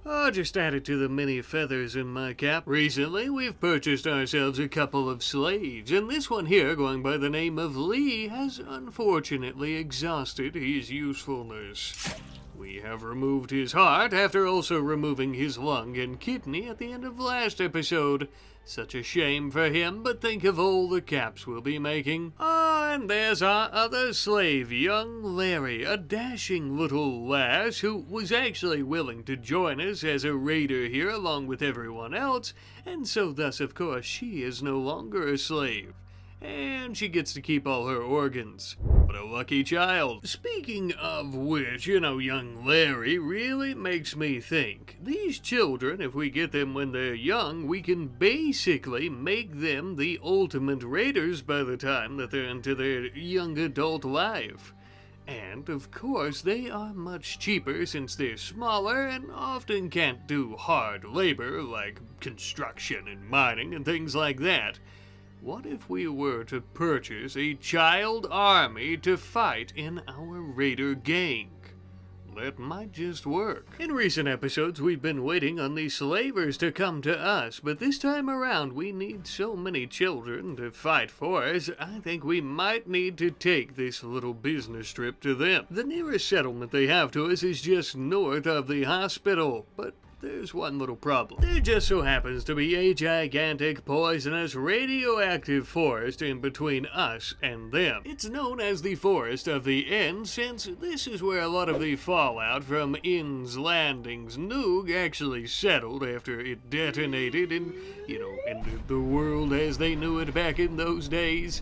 Anyhow, though, it's going to be rough to traverse through here since we can't breathe that shit in or we'll die. Don't fret though, friends, for old Elias has got you covered. I'm gonna whip up a couple of gas masks for some of our brave organ mules. With these bad boys on, though our faces and heads are not nearly as well protected, we will be able to walk through that poison forest without a care in the world. Now thankfully, Monovine's helmet will already filter out the poison, and obviously Ginther isn't affected by a little thing like cancerous radioactive fog that seeps into your lungs and rots them from the inside out, because he's a super mutant. Go figure. But before they depart on this little trading mission, we do have another item that we'd like to provide them with, in particular, Diana. All of the other adults in this mission are much better equipped than she, and that hardly seems fair, so this is an auto axe, based on a similar design to the Ripper, except for trees and not flesh, necessarily. Just in case they run into any brush or brambles that they can't easily walk around and they have to cut down. And maybe in the event that they have some flesh that needs cut down too, it might come in handy, who knows. Alright kid, I guess everybody's set. Make sure you keep your head down out there. Any sign of trouble? You duck for cover. Only open fire when you won't get your noodle turned into a canoe. Got it? Oh, and one more thing. Ditch the slave name, kid. Larry's a bit silly for a young girl. How about Morticia? Yeah, I like that better. Alright, that's enough chatting. Go out there and find us some child mercenaries, will ya? Morticia, Monovine, Ginther, and Diana would all set out on their adventure to the slavers' settlement to as previously mentioned, purchase us a killer army of children. Now, this journey is going to take quite some time, though, so we'll check back in on them in a moment. In the meantime, back home, we had a rat crawling around our walls, nibbling on some of the lungs in storage. Initially, I was going to stomp its guts out, and we were going to have it for dinner, but I don't know. Maybe the kid'll like it when she gets back home. You know, it can't always be murdering and organ harvesting all the time. Sometimes you gotta let them have pets. Speaking of our child army, though, we do need to start working on some proper bedrooms for them all. I'm not sure how many we'll be able to purchase from the slavers, but here's hoping for a lot. The only problem is we need somewhere to house them all, and they are all going to want their own individual bedrooms. You know how children can be. And when we're not constantly constructing, we're also going to be sending some caps over to one of our nearby raider settlements. That way we can upgrade it, and thus after upgrading it, we'll have the room, the capacity to go about hiring more mercenary raiders to fight for us, and that way we can raid other settlements. Hopefully getting ourselves some more scavenged gear and weapons, as well as patients to harvest the organs of. And we were also tackling a much larger project with the hospital as a whole, where we were patching up all of the large holes that were already in it. Since we're going to be taking over the entire facility, we don't need any of our enemies sneaking through the cracks. That being said, though, it was around about this same time that our caravan of traders were entering the Forest of the End. A poisonous, thick, foggy dust would settle on our clothing as we wandered through the vegetation on a narrow path. Eventually, we would come upon a small crevice between some mountains. The perfect place for us to set up camp for the night, I'd say. Traveling through the forest was dangerous enough, but doing so at night? Basically a death sentence. Word has it that the children of the fog will wander through these areas during the nighttime, looking for anyone who shouldn't be in their holy forest. It's just a story to scare people off, kid. Don't worry about it. Besides, if they can bleed, we can kill them. Morticia and Diana would lie down for the night to get some much-needed rest, as Ginther and Monovine would set up a perimeter, and they would keep watch throughout the night. With keen, hawk-like eyes under some green, leathery eyelids, as well as through a large visor covered by some sheet metal. But little did they know, danger lurked just around the corner. It would seem that even through this thick, poisonous fog and dust, that the children of the fog were able to spot the smoke from our campfire from miles away. Damn them and their radioactive super senses. Not only do their members outnumber us, but they also brought a couple of rad scorpions with them. Well, if things go south, we'll go down swinging. And we'll be sure to take as many of these zealot freaks to hell with us when we go. Monovine managed to ambush and kill one of them with her large minigun by hiding around the corner. But we were quickly put on the back foot, forced to retreat by their sheer numbers coming at us. Thankfully, it seemed like a majority of their members had went straight for our camp, trying to see if we had left anyone behind. Luckily, we work as a team. We would all come together in a line formation to protect Morticia as we went toe-to-toe with rad scorpions with our bare hands, as well as busting some of these zealots in the face with our scrap hammers. Morticia taking aim from between our bodies, firing at them. Ginther managed to beat the rad scorpions' brains out as we began a strategic retreat. Or so the zealots thought, that is. Their leader, the coward, would begin to flee as we threw a turret at his feet in hopes of killing him. Unfortunately, though, it would seem that our efforts were in vain, and the coward got away. On the bright side, though, working as a team saved our very lives. We were outnumbered, and they had great big radioactive beasts like these scorpions, and yet there was barely a scratch on us. Barely being the key word there. Looks like the kid lost her left eye. But other than that being completely shot out and gone, everybody was okay, including some of the children of the fog. Oh, you weird-ass religious freaks are coming with us. We're not going to harvest your organs, unfortunately. We're a little too far from the base for that.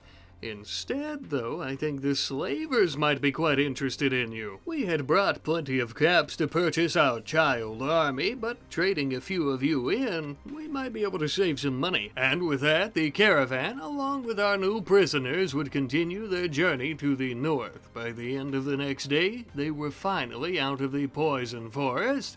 They were finally safe to continue. In the meantime, though, as they're continuing on their journey back home at the hospital, we've managed to get electricity flowing throughout the entire facility.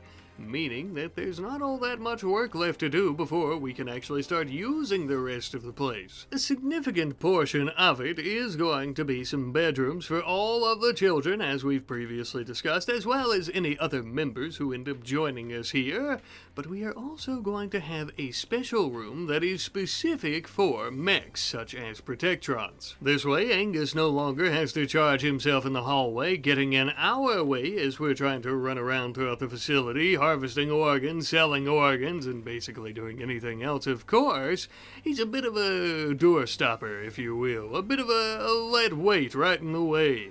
And this way as well, I've also built a few extra chargers. That way, if we end up getting more Protectrons or any other type of mechs, we'll be able to ensure that they are properly charged at all times. By this point, we've also gotten a lot of medicine. Not only have we grown some ourselves, but our little herbal medicine farm we set up out in the wasteland has also gotten us some, as well as scavenged quite a bit of Vault-Tec medicine. The only issue with that is we have all that medicine, and yet we have no patients to harvest organs from.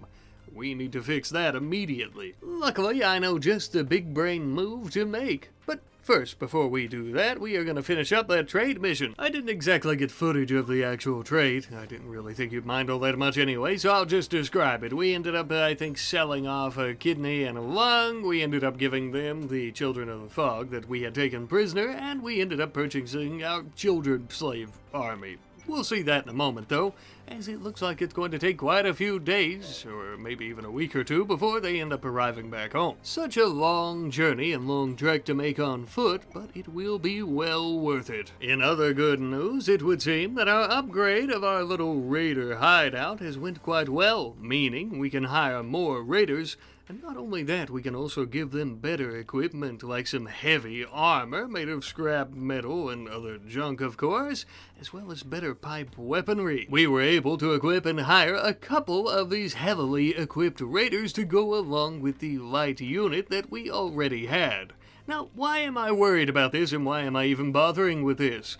Well, as previously discussed, we are going to be raiding other settlements like the Children of the Fog, and in this particular case, we are going to be enslaving them. And, thanks to our new units, this was quite successful. We would end up getting 4 prisoners from the Children of the Fog, and they would be brought to us quite promptly. Now, obviously, hiring these new mercenaries and equipping them with weapons and armor isn't cheap, but we'll be making our money back 10 times over with the people that they brought us here by, you guessed it, harvesting their organs and then taking them off to be sold. Now, I'm not very good at math, but I believe a kidney is worth 900 caps, the lung is worth 1,000 caps, and then eventually the heart is worth 1,200 caps. Which obviously we're taking one of each from all 4 of these people, which ends up equaling out to about 12,400 caps in total. A lot of moolah. We do face 2 issues. Obviously not everyone's going to buy them for that price, which is fine, we'll still make a lot of money, but the second issue is our trade caravan isn't back yet, so we can't really send these out with anybody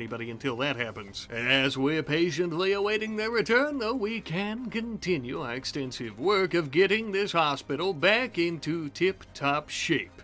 Out back right now, we're going to be putting up some security fencing, which is actually much better than the traditional chain link fencing. And the reason for that, of course, is because the security fencing is much more durable and is also a solid object without any holes in it, so enemies can't shoot through.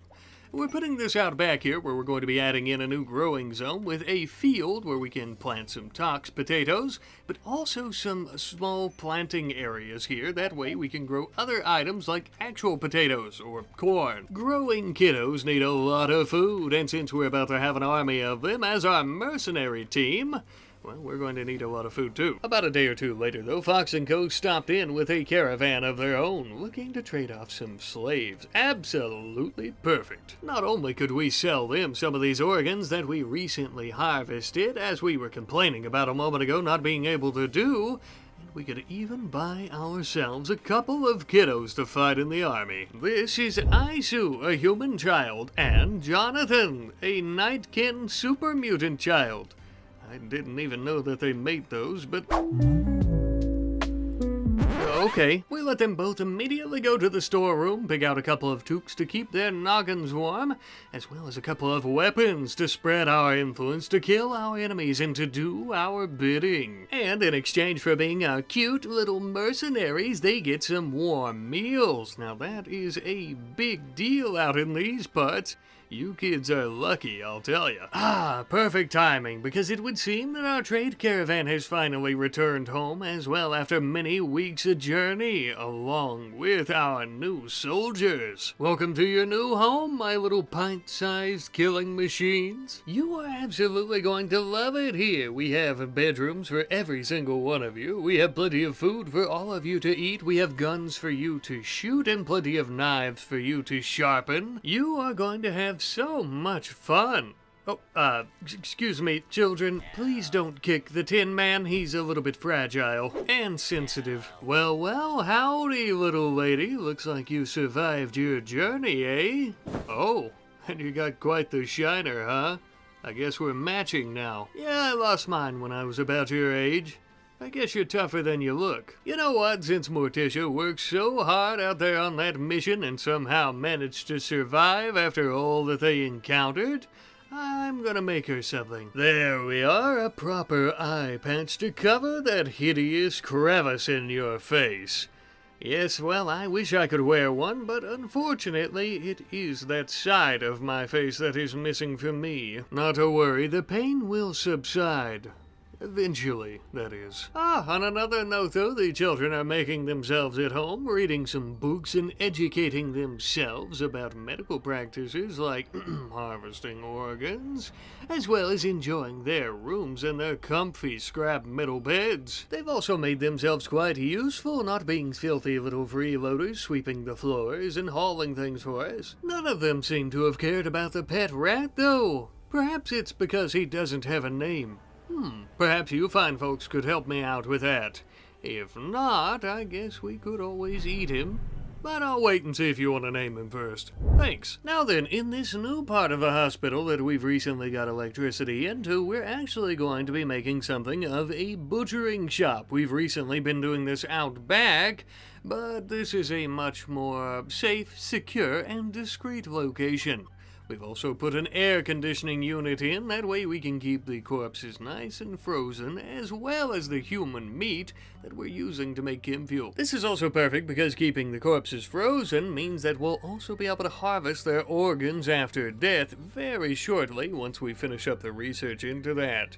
But before we do that research, we need to work on defenses a little bit more, I feel, so we're actually researching IEDs. Since we are setting up shop here in this abandoned city, in the ruins of what was once a great city, I think it would be perfect to have some improvised explosive trip mines on the ground. That way, only our allies and traders will know where they're at, and enemies might just step on them and lose a few limbs. Truly, this is going to be one of the most effective ways to deter any threats from our wonderful hospital, which is really coming along. I must say, we have made great strides in previous episodes, but in particular this episode, we're taking over the rest of this facility, and it is absolutely wonderful having all these new rooms and all this new space to work with. And as we're working on said research, we also have Monovine going about smithing up a few of these high explosive shells that we'll be using.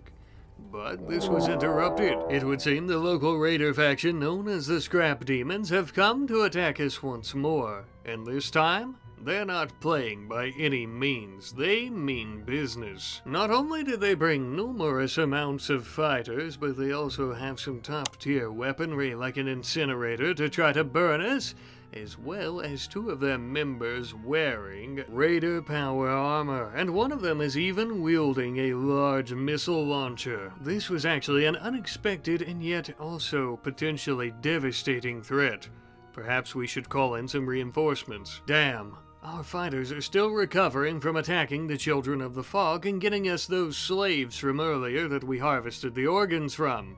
We do have some potential fighters at the other settlement where we're growing herbal medicine, but it won't be near as effective, I'm afraid. Nevertheless, some help is better than no help at all. We called in a single raider to the front line to help us out. Going by the name of Shizuka, she immediately ran through the rubble and wreckage to start engaging the scrap demons. Absolutely fearless. I suppose if we had to choose only one other raider to help us, she was our best choice. Our forces immediately came from behind to reinforce her and to start engaging these bastards. Come now, children, open fire, don't be shy, and don't let your fingers off the trigger. And of course, above all other things, make sure to have fun. Now, kiddos aren't exactly the best shooters, but if you have them all pointing their guns in the same direction, eventually some of them are going to hit somebody. And that's what we were doing here. I suppose I could lend a hand, though.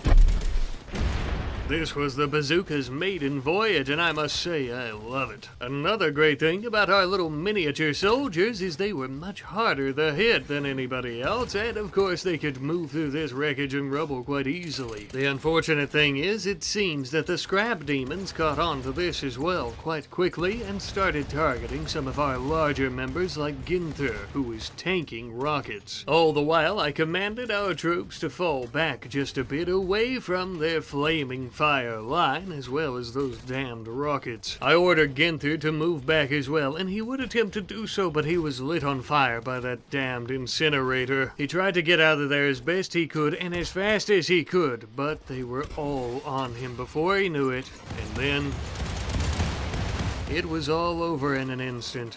Our poor, jolly green giant lay dead on the ground, his body completely shredded by the rockets. I'm afraid he was too far away for us to have intervened, and it's too late now anyhow. All we could do now was to work as a team to avoid further casualties and to kill these sons of bitches, and to push them back. After we finished off their power armor users, we managed to chase the rest out of the city. In their wake, they leave behind giant piles of scrap metal from all the destruction, their weapons, some food, stim packs, and piles upon piles of corpses. Luckily, Shizuka would not be one of them, as we were tending to her wounds after she fought bravely coming to our aid. But our poor, sweet Ginther was among the piles. I had watched him die from afar with my very own eyes, and yet this steel doesn't seem real. Most of us thought this big, lovable bastard was indestructible for a while there. I suppose not. We dug him a shallow grave out back so that he may rest easy. This is one of the only times you'll see us not turn a corpse into chem fuel. But alas, we were forced to give a speech to all our folks, but especially for the children, to show that Ginther was a true hero and a martyr for the cause. If we could all be so lucky as he. The kiddos seemed to find this quite heartwarming. Let's hope they also found it to be inspirational. Perhaps we'll be able to raise some little brainwashed mercenaries yet, as we still have a business to run. Ginther knew that. You know that. I know that. We would finally finish up our research into IEDs. Really a shame we didn't get that finished sooner, like before that raid that took our friend from us, but hindsight is 20/20, as they say. As for our next research project, we are going to be working on basic autopsy, which will allow us to perform a few medical operations on the dead, unlocking the autopsy table, but also it's a prerequisite for advanced autopsy, which will allow us to extract organs from the dead, which is exactly what we want. Now that we've got that research completed and we're looking further into the advanced autopsy, we are going to stop butchering these human corpses, especially the raiders that just attacked us, and that way we can keep them frozen, keeping their organs fresh for harvesting later. Now, as we're working on this research, we're also going to be building our first IEDs. For now, we're going to be building them around the corners of each side of the hospital. You've probably noticed that in all these episodes, I haven't stayed at the hospital really all that often to fight off threats like raiders who are coming to kill us. The reason for that is because I don't want to box myself in, I don't want our turrets to get destroyed, and they're more of a last line of defense. I also don't want our enemies to get anywhere near coming inside. And so I think these IEDs are going to help us out a lot with that. We would finish basic autopsy right after we finished up with the IEDs. Now, to go about doing advanced autopsy, we do need a high-tech research bench, but that's not exactly a problem. We just use some components in steel, and voila, we are now ready to work on the advanced form. We would begin that research, and we would also end up creating ourselves a autopsy room, I guess you'd call it, or a morgue, or I'm not exactly sure, but we ended up building about 6 tables. That way we'll have people working in here around the clock, and we'll never not be harvesting organs from corpses. Unless we don't have any corpses, that is. It was also around this time that the raider who had come to our aid earlier to assist us in our time of need was healed from her wounds and was ready to leave. She also said that we can call her Krista. A much easier name, I suppose. I don't know if that's a nickname or a middle name, but whatever. She's not dead. She is our friend, I guess. See you later. Now that she was out of the way, we could clear up the room that she was resting in to begin using as a recreation room, which we desperately needed for 3 reasons. 1, because punching bags will help our raiders stay in shape physically. 2, because chess and darts can help them stay mentally fit. And 3, because these children are full of energy and we need some type of play place for them all. That way we can keep them all occupied so they don't start kicking Angus again, for God's sake. Since we have so many bedrooms in this side of the hospital now as well, we're also going to be building a proper bathroom. We have some toilets, we have some sinks, and we have some showers.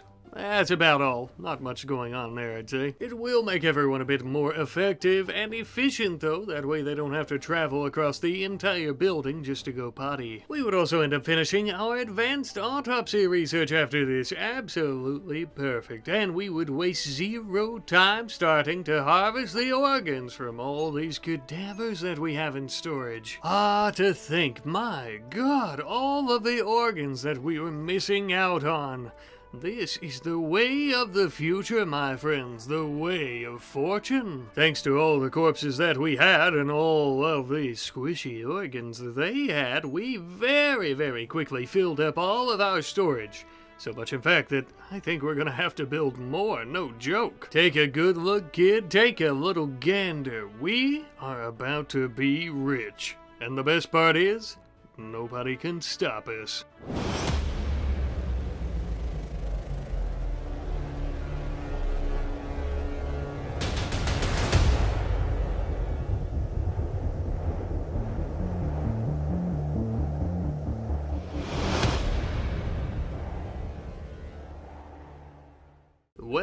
Well, welcome back, all you dirty vagabond, no good wasteland pieces of trash. Ever so glad you could join me again today at our organ harvesting emporium, along with our merry band of child mercenaries that we rescued from a slaver last episode, who have recently been watching us go about doing some autopsies on some of the corpses that we have in our meat pile that we're about to be turned into chem fuel instead.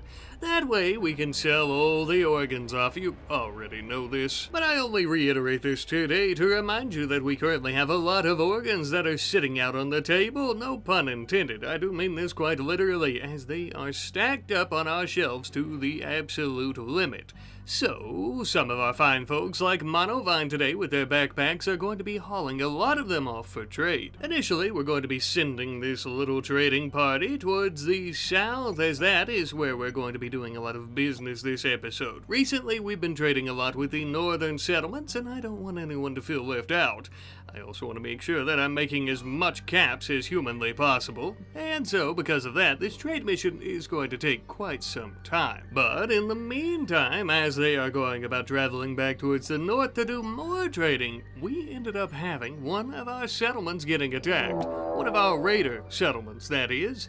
It looks like the super mutants of the area are coming to try to stomp out our little heel root operation, and possibly to eat the flesh of our raiders. I suppose all we can really do now is hope and pray that our forces will be enough to stop them.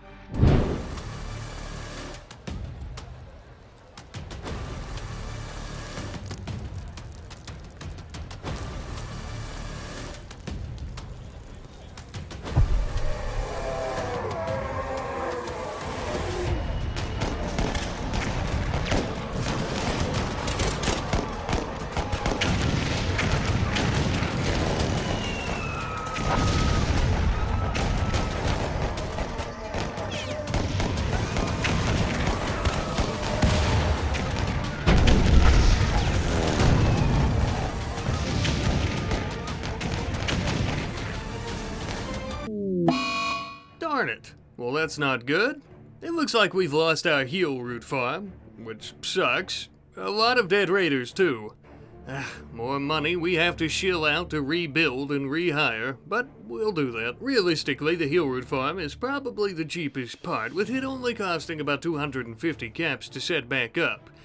But repairing the settlement, the wages for new mercenaries and raiders, I won't bore you with the financial specifics, but it's going to cost us. Not to worry though, our current trade mission should make up the difference 10 times over. Speaking of which, in the meantime, while they're out making our caps for us, we have a little bit of a plumbing problem back home. We don't have near enough water. I suppose with our child army using the toilet all the time, we're gonna need some more water storage. Luckily, we do have plenty of room up here in our large farming section. This way it'll be safe and sound around our walls, but also open. That way we can also add in a windmill pump to help out our electric pump with, you guessed it, pumping water in, of course.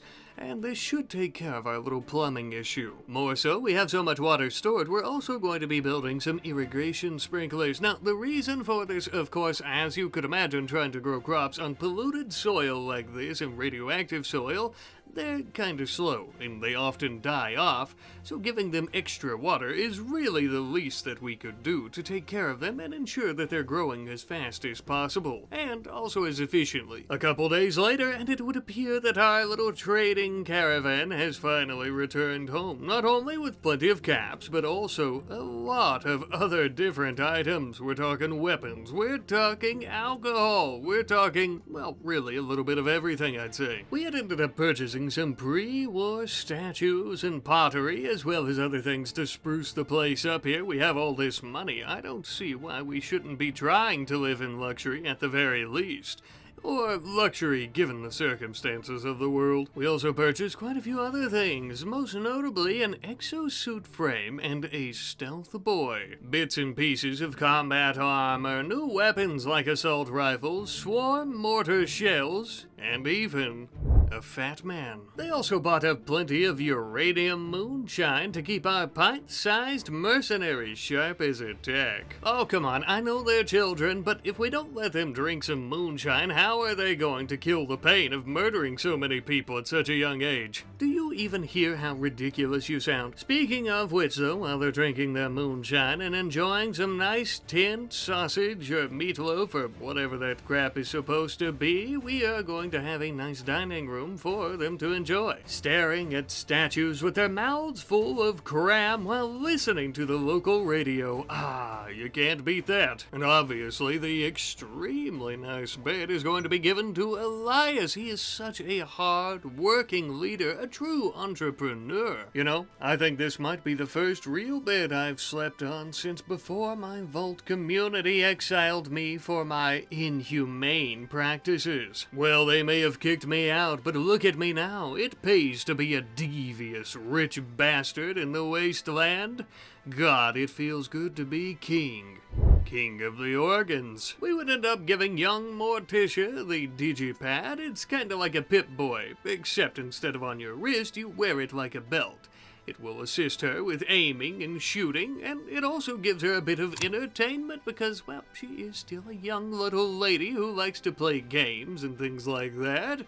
as well as kill her enemies. We would disperse the rest of the weapons and bits and bobs of combat armor that we purchased and found among our other adult soldiers. The exoframe we would give to El Cow, since he has a scar on his leg deep within his radiated flesh, causing him to be slow and thus causing him to show up late to research sessions.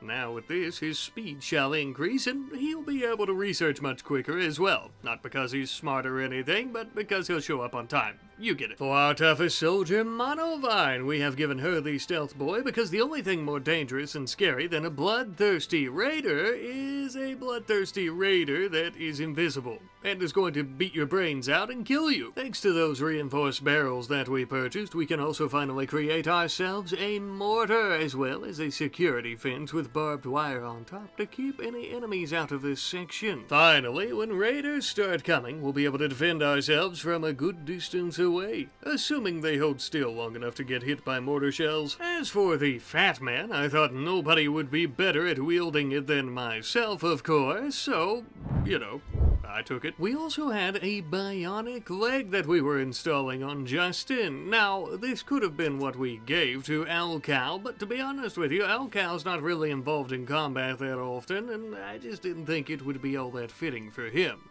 Besides, Justin here originally had his lung taken out, which made him a bit slower, and of course the leg is going to compensate for that. You could also consider it a bit of a thank you for him sticking around and toughing it out through all the bullshit that we've put him through so far. Not that he really had a choice. We would also end up medically installing an elbow blade into Diana so that she may use it to continue defending our home and business from adversaries. It's also a bit of a big thank you to her for keeping our young Morticia alive out there in the poison forest last episode. Last but not least, we also have a name for our little rat that's self-tamed. This is going to be Roadkill the Rat. The reason it's still Roadkill the Rat is because I don't want any of our mercenaries mistaking him for a meal, of course. The name should hopefully help them remember that he's actually our pet. A big thanks to our good friend Acroagoraphobia for this wonderful name. I do agree, it does have a good ring to it, doesn't it? Very fitting for our grimy place in the world. Though technically the rat does belong to all of our little child mercenaries. We're gonna let him stay in Morticia's room. She is our favorite, after all. I could see a lot of potential in her. Now that we've got all the equipping of new items, surgeries, and blah blah blah blah blah out of the way, it's time for us to focus on a brand new project. We are going to be building a proper robotics laboratory. It is here that we'll be able to begin constructing our own robots, protectrons, constructrons, etc, etc. Truthfully, perhaps this is the cleanest and also most expensive portion of the entire facility. Though, for something like this, it kinda has to be, for obvious reasons. You can't build spaceships in a muddied up junkyard. We even built ourselves a pollution pump to help us clean up the place a bit. But this, all of our robotics machinery, the lab as a whole, along with the rest of the hospital, my lord, this is going to take up a lot of electricity. So, we now have a bit of a project in the northern part of the city, which includes plenty of pre-war junk and debris. Thankfully, we have a child army who loves to break and destroy things any time of day. They're basically like little wrecking balls. We're going to be putting in 4 toxifier generators. That is going to add to the massive amount of pollution in the area. Not that that really matters. The entire place is a great big shithole already. But the reason for this, of course, is because we can only make so much chem fuel. We only have so many corpses that we can butcher, and organic materials like wood isn't exactly an option here. There's not many trees or other vegetation, and so I think that this is our best way of generating a lot of power constantly and really quickly. In other words, scarcity of electricity for us is a thing of the past, and as we continue expanding, if we need to, we can always build more of these. I am trying to keep them away from the hospital as much as possible. Our clientele would probably prefer their organs not be polluted as much, I'm sure. I'm sorry, do you hear something? Vertibirds. Well, looks like they didn't come for us, so we should be a-okay. I wonder where they're headed, though. Well, just to be safe, perhaps we should rush our little Protectron creation project here. But first, Elcal is going to need a more proper laboratory uniform. Ah, there we are. Ready to manufacture and solder together some basic circuitry as well as gestate a few Protectrons.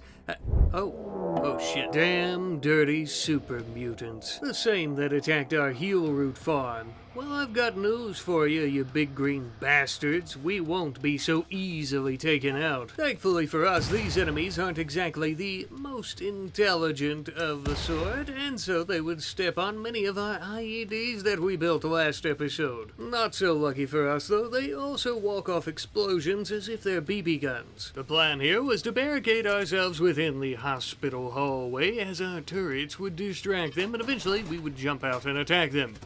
However, one of the kids accidentally dropped a great big rock right in the doorway, keeping the door wide open. We would do our best to use it to our advantage, taking cover in the hallway still yet. Thanks to her recent upgrades, Monovine would have no issue passing by the super mutants without being detected at all, allowing her to unleash hell upon them, flanking them from the side with her minigun. All the while Vaughn and myself would fire from inside the hallway as these fools were distracted by the scrap turrets.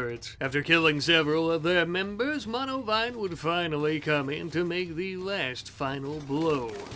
Or so we thought. There was this little fella hiding up here in the piles of junk, but he wasn't anything special. I normally wouldn't kill you bastards like this, but I'm still a little bit sore about my heel root farm.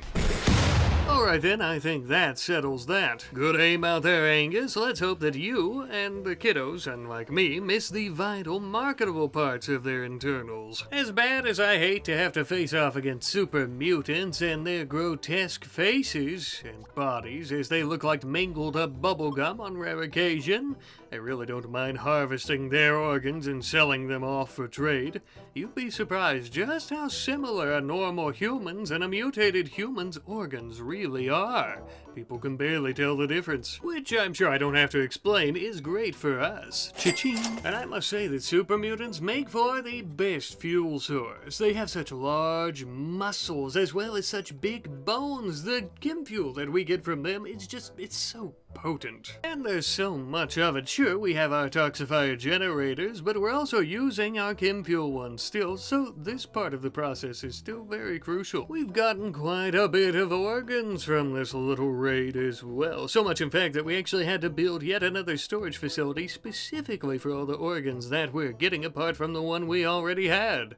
But as we're continuing to stack up lungs and kidneys in there, we're also beginning to gestate our very first Protectron. In just a short period of a couple days' time, we'll have yet another automated defender in our ranks. Between them and all our child mercenaries, nobody will be getting in here alive. To speed up the process of creating our automated defense force, we are going to be adding in a few more vats so that we can go about forming Protectrons. Now, sticking with our theme of automated defenses, we also want to work on research into hunter drones. Basically, flying explosive drones, I'm sure you're familiar with them, that we can wear on our backs. This may seem like an odd choice, I understand, but just think, today it's Protectrons and hunter drones, tomorrow Assaultrons, Century bots, oh, the possibilities. Obviously though, while we're researching, we're going to be sending out yet another trade caravan with all those super mutant organs to the nearby settlements. After arriving though, something odd happened. We managed to trade organs to our regulars, but they alerted us to a change that was happening within their towns. Apparently, we won't be able to travel here to trade anymore because the Brotherhood of Steel have claimed their settlements and are now acting as the local government in the region. Well, that's not good for us, nor is it good for our business. Those damn dirty sons of bitches, they operate fast, setting up mobile bases, gigantic autocannons, and hellfire sentries. The people flock to them for their protection as they suck the region dry of technology. They shouldn't be depending on the Brotherhood for anything. Everything and anything that they need, they should be depending on us, our organ harvesting operation, and our secret raider operation, who sure protector attacks them sometimes, but for the right sum, we could be a defense force for them. We have got to do something about this now. If the Brotherhood of Steel want war, then that's what we'll give them. And as for the settlers turning to our enemies for protection like that, I will not stand for this Brahmin shit, not ever. Perhaps our little shadow operation of raiders should pay them a visit. They'll arrive in a few days, slaughter the Brotherhood, and remind these settlers who's the big dog around here. While we're waiting on that, though, it would appear that our protectrons have finally finished assembling, and right now we have a total of 5. 6 if you count Angus, of course, which I do. Ooh, and they still got that new robot smell to them. Look how shiny. I think they can do a lot of damage for us. Instead of scatter guns, each of them are also equipped with miniature laser guns. El Cal, you son of a bitch, you've really outdone yourself this time. Ah, Morticia, just the girl I wanted to see. Since you and I have become rather close in recent months, with me buying you your freedom and you almost dying and whatnot, I've decided to let you be the very first to choose your own personal Protectron. So, who's it gonna be, madam? Wait, Angus? Are you sure? He's an old model and a little bit rusty. He's also mine. Very well, I suppose I could part with him for you. Really, it's the least I could do, given that all you've been through, but don't tell the others that I gave you first dibs, okay? However, at the very least, let Elcal and myself make a few minor upgrades to him. We'll have him ready in about a day or two. Alright, you rusted piece of shit. I'm just kidding, buddy. Let's start fixing you up for her, huh? We have to make sure that you can be an ample protector and a babysitter. At least until she's old enough to take care of you. About a day later, and we finished up our research into the hunter drones, now allowing us to go about building some, which Motovine would immediately get to work on. As the young child noob was taking notes, that way he too can learn and create when he is older. Ah, training the next generation. You know, assuming he lives that long.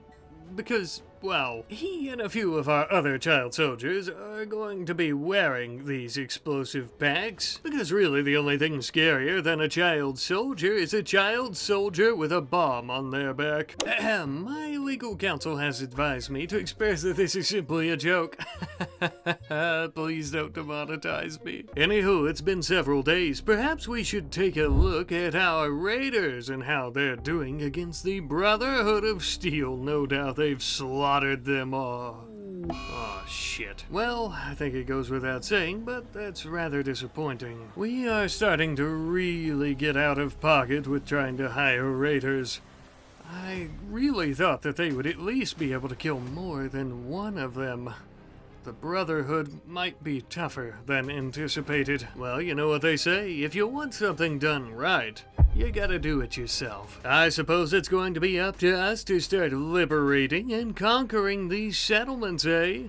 Don't mind if I do. Cutting out all the undesirable parts is what I do best. What we do best. Speaking of we have recently finished all the upgrades for good old Angus. He should be more than ready to protect young Morticia, as well as to fight off any enemies that come our way. We've reinforced him with a little bit of scrap metal, and we've also installed a Robco gamma beam emitter instead of his scatter gun. This is similar technology to that of the Assaultrons, and as you can see, it's rather powerful, chaotic, and destructive. It's also great at penetrating even the toughest of armors. We were planning on making a few more upgrades, but unfortunately, given the circumstances, it seems that we're running out of time. Nevertheless, I do feel that he is going to be the perfect protector for Morticia now, and who knows, he might even be able to kill a Brotherhood member in some T60 in the battles to come. Yes, perhaps just wishful thinking, but I remain optimistic. Angus, my friend, that little murderer reminds me a lot of me when I was a lad. Take good care of her, Tin Man. And if things go south, and I'm talking really go south when we face the Brotherhood, you get her out of there safe and sound. No, don't worry about me. I'll find my own way out, I'm sure. You've done a fine job protecting me all these years, but it's time that I pass the torch. Alright then, if we're gonna take back our territory and our clientele, we gotta get moving. The Brotherhood won't slaughter themselves. Enough talk. It's time for action. It's time we drop a miniature sun on the Brotherhood's heads. Uh-oh. Oh shit, looks like they have decided to bring the action to us. Even better. At least this way we'll have a home field advantage. And once we kill them all, we can strip them of their armor. Oh, although there sure are a lot of them, huh? A lot of them are also wearing power armor. Oh, and they seem to have a lot of sentry bots too. Damn it. Not only are we outgunned and outnumbered, we are severely outclassed and outmatched. I'm gonna level with you. I don't have a lot of faith in this. But even so, there is no other option. We're cornered. Our backs to the walls. We're gonna rush inside, we're gonna barricade the doors, and we are going to endure. Bunker down, and maybe, just maybe, we'll be able to prevail. In the meantime, Vaughn is going to be firing off mortar shells at these bastards as they plan out their way of attack. It isn't much, but doing this and also calling in some reinforcements from our raider camps, we might be able to injure them enough for us to finish the job. Although calling in our raiders against them was like throwing them into a meat grinder. After they killed them and after getting struck by our mortars, they finally decided to attack. The real battle begins now. This would be a true test of our defenses. IEDs exploding in every direction, our scrap turrets, barrels burning hot from the ammunition flying through them, the sound of a minigun pounding the bricks of our hospital walls in the distance. The Brotherhood would attempt to penetrate our doors. Diana, with her auto saw, was killed. We immediately sent out our automated defense force, our new Protectrons, to face them. They would sear the enemy's skin with their lasers, and giving us enough time on the inside to regroup inside our dining room. But they too would fall to the might of the Brotherhood. With them gone, the enemies began making their way inside our hospital, tearing and ripping and burning, destroying everything in their path. The earth shook as power armor and sentry bots alike made their way inside. The air now filled with a hot smell of iron and gunpowder. Ash and soot would fill our eyes, staining our clothing as we fled throughout the facility. But nowhere would be safe, for they were already here, and we would have to continue forfeiting our position, moving further and further away. Damn it. Remember what I told you, Angus. Get them out of here. There's no winning this time. It's been an honor serving with you. All of you. Flee or die with me, children. Those are your only two options. You know, I don't think I've ever felt this much pain in my entire life. This really is the end, isn't it? At least I'll die on my feet. That's more than most get. Take good care of her, Angus. Who knows, maybe she'll make her own way in this world. Her own empire. She'll need you there with her. As for me, this is the end of the line, and I'm afraid you rotten bastards are coming with me.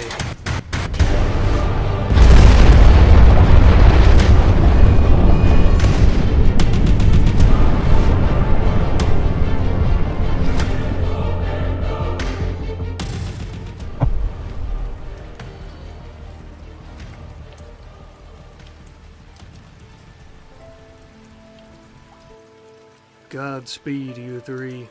In this world, you're gonna need it.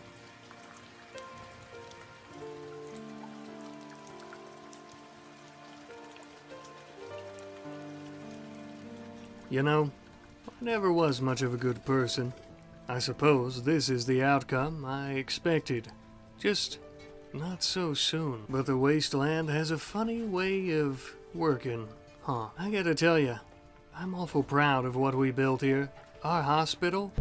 Nobody has harvested organs like that. Not like we did. Nobody's ever had a medical practice of this size and of this stature, ever, in the wasteland. And I owe it all to you. Even though it's all going to shit now, I'm still proud of it. Thank you for watching. See you later.